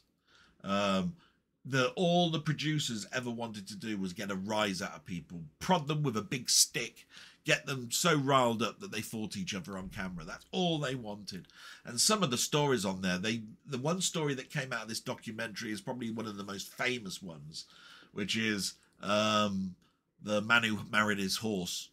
You know, he dressed it up in women's clothing, had sex with it, married it, lived with it in a motorhome, gave it a place to live. Disgusting when you think about it, that actually went on in America. But the other thing about it is that it's just a disgusting subject, and one that they would pick up upon for sensationalist reasons. Saying that, the only thing I miss about it is that Jerry Springer is no longer with us. He had no say in this matter. He wouldn't have been able to give his opinion to it. And I think everybody would say, really, what a nice guy Jerry Springer was. I'd just like to know what he thought of those years. I know that he's looked upon as a mixed person, a journalist. He did bad things, but most people that were on set just said, oh, what a nice guy he was. They didn't say anything else other than, what a nice guy. So, yeah, that's worth a watch, as is the documentary. And that concludes sort of like that section. And we move on now to your YouTube, which is my friends, basically, stuff that are on my Discord or on Mamemeister's Discord, and I've known and I talk to all on a regular basis. So we've got Down the Rabbit Hole. He did 2 videos that I've got listed down here. One is trying out trying out Stern's rare rescue arcade game. It is quite rare, but it's one that was in the limelight an awful lot last year on Mamemeister's Discord. I think they did. I don't think they did a high score kerfuffle, but it definitely was one that they showcased an awful lot, because I remember seeing the little helicopter and the ladder that came out and rescuing them before the sharks got to them, so I remember it. And he also did D&D Deities and Demigods first edition. And what I didn't know is just how expensive and rare some of these Dungeons and Dragons game books were. This Deities and Demigods apparently is such a rare thing, because they said that they'd got okayance to a certain section of the book by, I think it was H.M. Lovecraft. They didn't, so they had to pull it from the book, but the first edition is there with it in. I think that's what I got from the video from Down the Rabbit Hole, but it's an interesting watch anyway. Absolutely fantastic. Then we move to Robert's Retro Gaming, who I mentioned earlier on, and what can I say about Robert's Retro Gaming? Gaming royalty in Canada. His video outlet this week is Subnautica episodes 6 and 7, Minecraft Play episodes 126 and 127, and Atari 8-bit gameplay. I think it's called Mancala. Then you got Dan Strikes Back and Desmond's Dungeon. All interesting watches, all sort of like little snippets of gameplay, or whopping great hour-long enjoyment of watching more complex, comprehensive games. Absolutely fantastic. And definitely worth your time subscribing or watching that channel. Then we've got Steve's Gaming, who, as I've mentioned, hasn't had a computer for a while. He did a Commodore 64 Crystals of Zong, which basically is just his first sort of like recording since his machines were going wrong. And Commodore 64 called Shuffler, which I mentioned last week. It's 20 Commodore 64 games that randomly change every 20 to 50 seconds, which I watched as much as I could, but I'm not enamored by the concept. But fantastic to watch. You see it change. You know, there he is suddenly playing, oh, I don't know, River Raid, and suddenly it shifts to a platform game. And where he was pushing up in that game, it's now left and right, so it would be in die or something in the first couple of seconds of the next game that randomly comes up. Absolutely fantastic. Definitely watch his channel. I think he started a new series. I haven't written it down in here, but I do remember watching a video last night of a Steam game where you're a person that's rescuing scrap or something. I don't know much about it, so I'll have to mention it next week, because it was late last night that it cropped up. So Steve's Gaming, what can I say? Watch his fucking channel. It's absolutely fantastic, and I hate him, the little bastard. Yeah, absolutely great. I'm so glad he's back. Then we got Colin Jones, aka Ponder. He did a Mamemeister high score challenge. They're playing Bomb Jack at the moment, and a 2 Tubers high score, which is Barra Duke. That's another arcade game that they're playing at the moment. Fascinating to watch. Because, I mean, some of these games, I mean, Bombjack I well know, but the other one, hardly know at all, Barraduke. So you learn something new all the time. Then you got LFC Gamer and Vlogs, who's back after a few weeks. And he did his vlog yesterday. Absolutely fantastic. He talks about everything that's been going on in this last couple of weeks. Bit about football, bit about music, bit about gaming. Fantastic. And lastly, we've got Mamemeister, who did a Friday waffle. And late last night, Saturday, he did a live broadcast talking about the many different variations there are of Centipede across consoles, games, and of course the arcade. And that's the blog. Other than, you know, we talk a little bit now about what's arrived this week for me. So we'll go to overhead cam. Boom, boom, boom. There we go. And I mentioned this during Ian the Ramblings, is what I saw this on Sky and then ordered it. It's a film called Slingshot. I don't know if I can get that in there. It's a science fiction film. I enjoyed it immensely, so I decided to see if I could buy it cheaply, which I could. Wasn't very expensive at all. It's a science fiction film about the fact that we've run out of getting energy and power from our planet. They've come up with a new way of getting energy, and that is to fly to one of Saturn's moons, but it requires a slingshot around Jupiter to get there in any amount of speed, but you still need to go to hypersleep every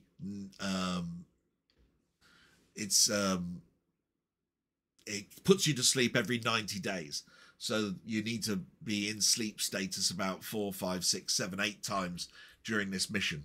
But it has side effects. You can hallucinate, you can get paranoid, all of that sort of stuff. So you can imagine, while on the journey to this planet, they're put into hypersleep so many times that they start to second guess each other, paranoia and that. So it's not a solitude movie. It's all about how things can go wrong and all of that sort of stuff. Great. I really enjoyed my time with that film.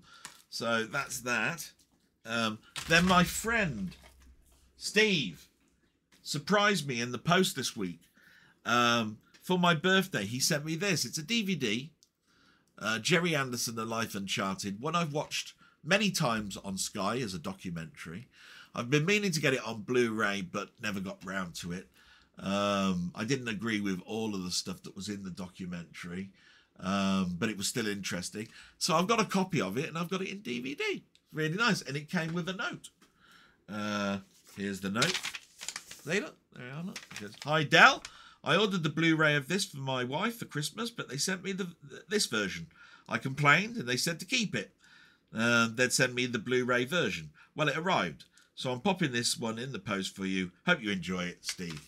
And it came, and I'm counting it as my birthday present. Why not? Really nice. Thank you very much, Steve, for that. On Wednesday, as always, I go into work at Bicester. And I went into the charity shops, and this was £2. I didn't know if I had it on Blu-ray or not. I know I've got Band of Brothers on Blu-ray. This is DVD. It's the Pacific, but for £2, my God, look at the packaging. I mean, it's immaculate condition. I'm always interested in this. It goes with my Band of Brothers. If I like this, I might upgrade it to the Blu-ray edition. I wasn't sure if I had it already in Blu-ray. As I said, I need to get my lists up together, but £2, if I've got it on Blu-ray, I can give it to my friend Ian Hill the Ramblings or whatever if he hasn't got it. So no skin off my nose, but £2, my God. Then there's that one what we talked about earlier, which is my Mondo Chelovic Movies, who we're all turning around and saying we're starting to get together our copies of Kronos Vampire Hunter. It comes in great packaging. Look at this packaging. Look, I've scrubbed out my name, but look, it's even got the Kronos symbols. Look on the outside, it's got hammer on the side. When you open it up, you get your little invoice with a symbol there. Look, for Kronos. Look, the girls you spoke of, they were not drained of blood but of youth. of life itself. Look how lovely that is. When you open it up, there's the box itself, and it takes up the whole box. Look how thick this thing is. Absolutely gorgeous. It's the Hammer's first 4K restoration, and it's just gorgeous. Absolutely gorgeous. And I'm so looking forward to this. Symbols even at the bottom. 2 hardcover boxes plus all the contents in there. There's 5 discs in this set, and there is 2 books, art cards, posters. Honestly, I think this is probably the best deluxe packaging set released so far, and it beats even stuff from last year. So absolutely marvelous. My God. Just goes to show you how they're moving forward with these deluxe packagings. And then this, I forgot all about. I don't know if I can get it in shot. Really weird, but a great book. Marvel used to produce calendars. They brought them out every year. And somebody got the idea of putting all of these calendars together in one book. So you can see the artwork here. And it's got all the preliminary sketches and absolutely everything. The calendars that are covered are 1975 to 1981 with a supplementary section. And then there's so much about how the calendars were devised, the memories of people that worked with people that are now dead. You know, my favourite, John Romita Sr. You got Jack Kirby and everything here. And then there's a forward to each calendar, and then you have the calendar itself. So this is from this moment here. This is what the calendar would have been. It would have had that as the first page, second page. Then you'd have all of the calendar dates at the beginning, and then this is how your calendar would be on a spinal hook, and then all of the days. And it's lovely to read all of this. And then the artist that probably drew the comic at the time. Look, so we've got Doctor Strange, Luke Cage, Vision, the Avengers, I think that is, yeah. Conan, the Fantastic Four. Look at that artwork. That's so lovely. Captain America and the Falcon, that's my favourite. John Romita listed there, Senior. Another John Romita Senior. These are the bad guys. Look at that. Green Goblin, Dr. Octopus, Dr. Doom, Red Skull, Kang, Kraven, the Super Skrull, Mole Man, Lizard. Recognise all of these. There's one by Jack Kirby of 4. Marvellous. Look at that. 4. My God. And then, of course, they had a horror line back then. So here's Dracula, Frankenstein, the Man-Thing, Wolfman. Look at Dracula there. Absolutely lovely. Daredevil, who's coming back as a TV series later on the next couple of months. Sal Buscema's version of the Hulk. It's December look, so Santa's in it. Then there's a special game, a few Marvel milestones and facts, and the back cover to the calendar. And then it repeats for 1976 and so on and so on. Absolutely lovely. So 1976 was the bicentennial of America. Look at that. John Romita Sr. cover of Captain America, the Hulk and Spider-Man banging the marching the in the war band with all the army behind them, celebrating the bicentennial. Absolutely marvelous. Just do a couple more pages. Yep, so bicentennial of Captain America, the Hulk in bicentennial, Black Panther, even Conan gets into the act. 4, Spider-Man. What would Spider-Man do in a bicentennial? Look at that. John Romita Sr. The way he poses John Romita, I mean, it's absolutely marvellous. Just look at that, like, you know, the definition work, the body, the shield. The inking is just next to, it's just so exceptional to me. Sadly missed.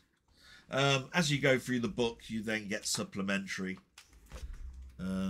material, how it was advertised, some of the sketches before they were finished.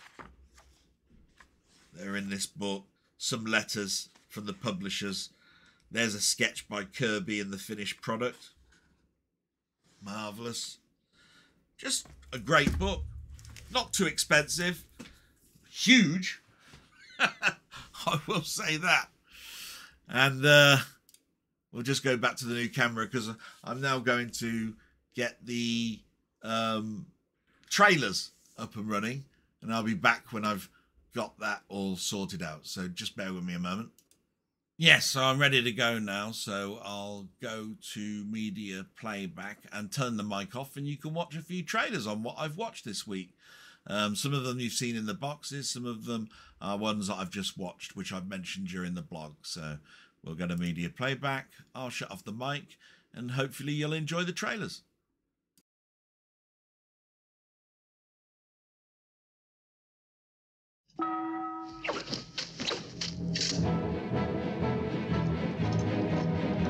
Who is he? Your master? The K stands for Kronos. Captain Cronus, and he's not my master. Witchcraft and necromancy. It's the rumor in the village. What's wrong? I thought I saw someone over there.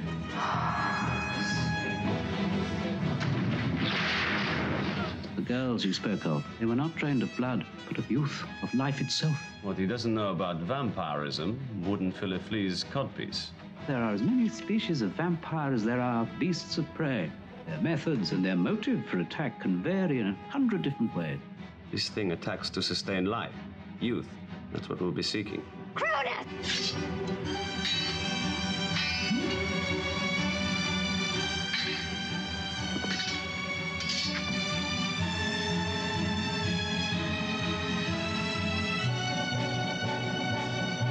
This is God's blade, forged for your black heart.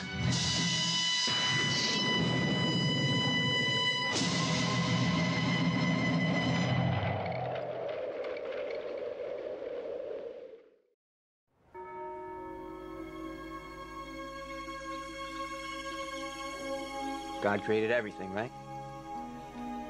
The heavens, 7 seas, Marine Corps. God created Japs too, right?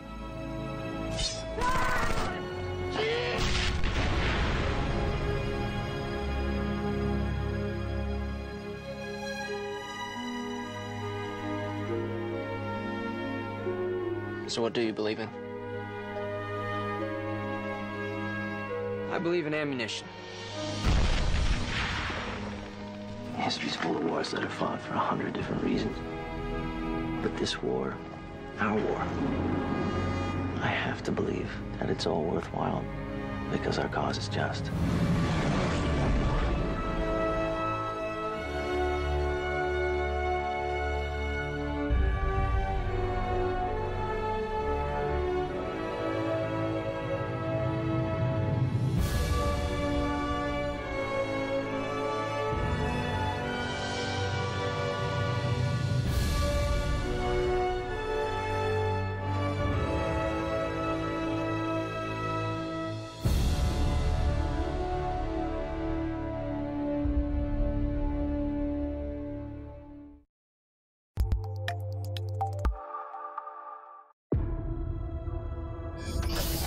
Hello, John.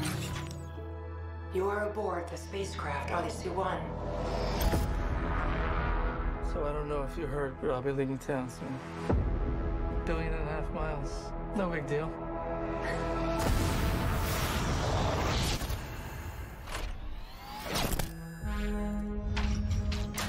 We're awake. Good. Is hibernation affecting you at all? Gentlemen, we have been in space for nearly 2 years. It's incredible.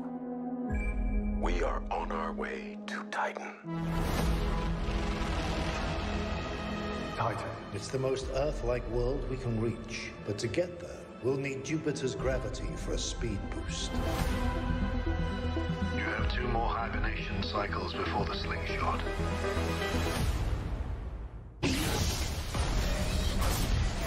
Houston, we have a situation.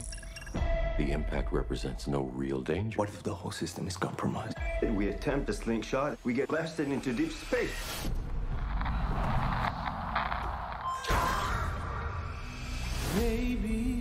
The drugs used to induce hibernation can produce side effects. You understand me now. She's not here on the ship. I know that. If sometimes... including confusion and disorientation. You see that I'm mad. Your imagination is playing a cruel trick on you. How do you know this? But Everything around us is screaming, turn around. And you're about to blast us even further into space. Warning, warning, system overload. Division! You're sending us all to die! Flying into the light is a survival instinct. The best escape route tends to be towards the light. Oh, Lord, please don't let me be misunderstood.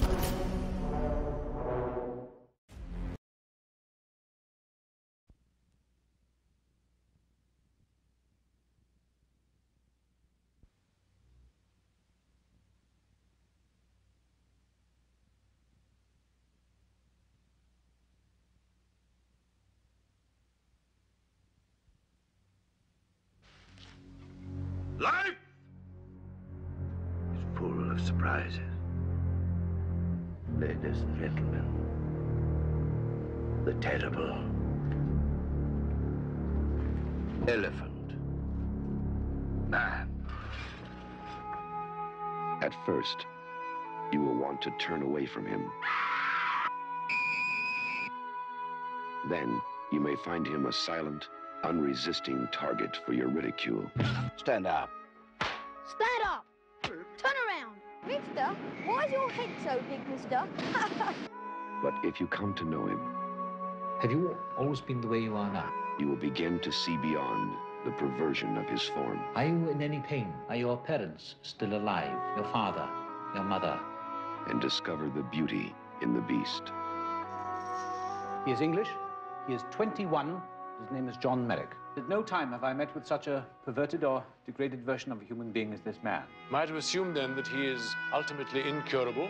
Yes, sir. This hospital doesn't accept incurables. The freak hunting. This is monstrous. If you ask my opinion, he's only being stared at all over again. People pay money to see your monster, Mr. Treves. I'll collect it. You're the monster, you're that freak. What was it all for?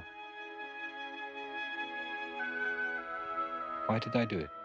And perhaps for the first time, you will understand the true meaning of courage and human dignity. I am not an animal. I am a human being. You're not an elephant man at all. You're Romeo.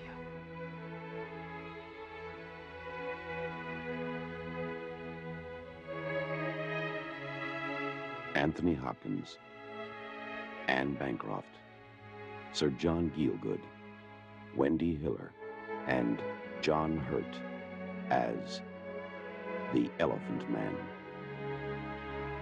Coming from Paramount Pictures.